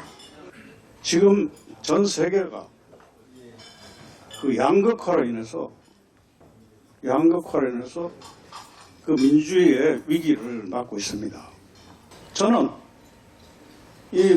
한 2500년 전으로 돌아가서 이 고대 그리스에서, 그 아테네에서 그 민주주의를 꽃피울 때 그 민주주의를 어떻게 유지했느냐 하면은 소위 그 조개 껍질에다가 이 사람 이름 써서 추앙시키는 제도가 있습니다. 오스트라시즘이라고. 그래서 그 모여서 가장 너무 돈이 많거나 너무 인기가 있거나 요 민주주의자는 너무 재산이 많거나 너무 권력이 많은 사람을 적어내라. 그걸 적어내면 그 사람을 추방하거나 폐쇄시키는 겁니다. 그러면 이게 익스트림한 어떤 극단적인 정치 세력을 이렇게 추방하면 자연히 이런 중산층이 이렇게 두터운 이 사회들은 그 사회 위에서 아테네 민주주의가 꽃피웠다고 아리스토텔레스가 이야기했습니다. 그러니까 우리가 먼저 해야 될 것은 정치 세력이 좀 같이 모여서 같이 좀 합의해서 이 좀 타협을 하고 해서 어쨌든 전체 어떤 구조, 인구 구조를 중산층이 두터운 어떤 이 사회를 만들자. 맞으면 옛날에는 뭐 피라미드형이든 뭐 어떤 이런 뭡니까 다이아몬드형 이렇게 했는데 요새는 그 인구 구조를 모래시계형이라고 합니다. 중산층이 너무 잘록한 거예요. 그러니까 이 상위와 하위만 이렇게 벌어진 이것을 우리가 해소하는데 초당적으로 좀 협력을 하자. 자, 그럼 여기 오늘 저는 윤석열 정부의 정치개혁의 성공을 위하여 서상목 전 보건복지부 장관님께서 건배사 해주시겠습니다. 예, 6년 전에 중앙일보에서 리셋 코리아 프로젝트를 하는데 참여해달라 그래서 리셋 코리아 이름이 멋있다. 제가 리셋이라는 단어를 좋아하거든요. 그리고 저는 이제 평생 정치대는 저는 정책 전문가입니다. 그래서 우리나라 정책이 모든 분이 한번 리셋을 할 필요가 있다고 절실히 느꼈는데 우리 중앙일보에서 우리 리셋 코리아를 더욱더 이렇게 힘차게 추진해 주시고 여기 참석하신 모든 분 더 열심히 참여를 해야 된다고 생각합니다. 조상 안창을 생전에 주장하시던 건배사입니다. 나라와 가정과 자신. 그래서 통합과 개혁을 위하여 나가자. 자, 네, 경남대 심지연 명예교수님께서 한 말씀 해주시겠습니다. 윤석열 정부의 국민 통합 플랜 이것을 현 정부의 정책 입안자들 그리고 정책 관련하시는 분들께서 이 내용을 그대로 좀 채택을 했으면은 그야말로 우리 한국 정치가 리셋돼서 더 발전할 수 있지 않을까 하는 생각이 듭니다. 윤석열 정부의 국민 통합 플랜 감사합니다. 네, 이어서 한 분 더 청해 보겠습니다. 한상호 김현정 변호사님께서 한 말씀 해주시겠습니다. 저는 근본적으로 낙관을 하고 있습니다. 대한민국 사회에 대해서. 저희가 그런 좋은 시절에 태어나는 모양입니다. 일생을 전진만 했지 나라 전체를 보나 이 사회가 후퇴한 적이 없는데 지금 새로운 세대들은 그렇지 못하다고 합니다. 처음으로 소득이 감소되는 위험에 처했다고 생각을 하고 그렇지만 그 사람들이 생각하는 건 훨씬 더 선진적인 생각입니다. 두 가지 F를 MZ 세대들은 중요하게 생각한다고 하는데 하나는 프리덤이고 또 하나는 페어네스라고 합니다. 근데 그거를 우리 사회 지도 중에 있는 사람들이 어떻게 그 방향을 제시할 것인가 책임을 느껴야 되는데 지금까지 우리가 잘해왔듯이 앞으로도 우리가 이런 노력을 한다면 리셋 코리아를 한다면 계속 좋아지지 않겠나 하는 낙관적인 생각을 갖고 있고 오늘 저녁 이렇게 설명을 듣고 나니까 더욱더 그러한 생각이 듭니다. 국민!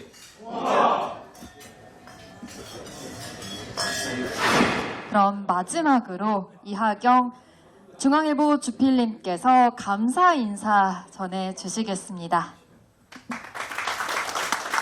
오늘 이렇게 자리가 제가 뵈니까 무슨 동창회 자리인 것 같습니다. 반가운 친구들을 오랜만에 만난 아주 좋은 따뜻한 자리인 것 같고요. 저희 회장님께서 이제 이렇게 잘 만들어 주셨는데 앞으로는 좀 이런 자리를 더 자주 가져야 될 것 같습니다. 위성락 우리 대사님께서 역할이 크신 것 같습니다.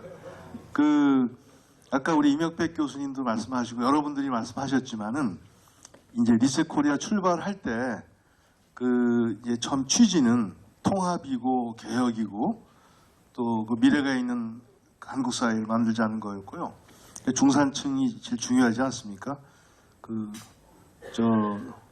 서양 정치의 창시자라고 할 수 있는 아리스토텔레스도 2300년 전에 지나친 부도, 가난도 인간의 이성적 판단을 못하게 한다라고 걱정을 했고, 그래서 중간 계급, 중산 계급이 결정권을 갖는 정치가 제일 좋은 정치라고 얘기를 했습니다. 근데 지금은 양극화 시대고 너무 거꾸로 가고 있죠. 그래서 개헌 말씀도 나오고 여러 가지 우리 정의아 의장님께서도 말씀해 주시고 그런 걸 잘 새기도록 하겠습니다.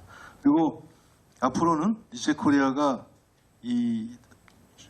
다양한 주제를 포괄하고 있기 때문에 한반도 평화 만들기에서 이제 우리 식구가 되면은 위성락 대사님 중심으로 해서 저희 기자들도 여러 있고 하니까 활발하게 자주 토론을 갖도록 하겠습니다. 분야별로 약속을 드리고요. 긴 시간 같이 해주셔서 진심으로 감사드립니다. 고맙습니다.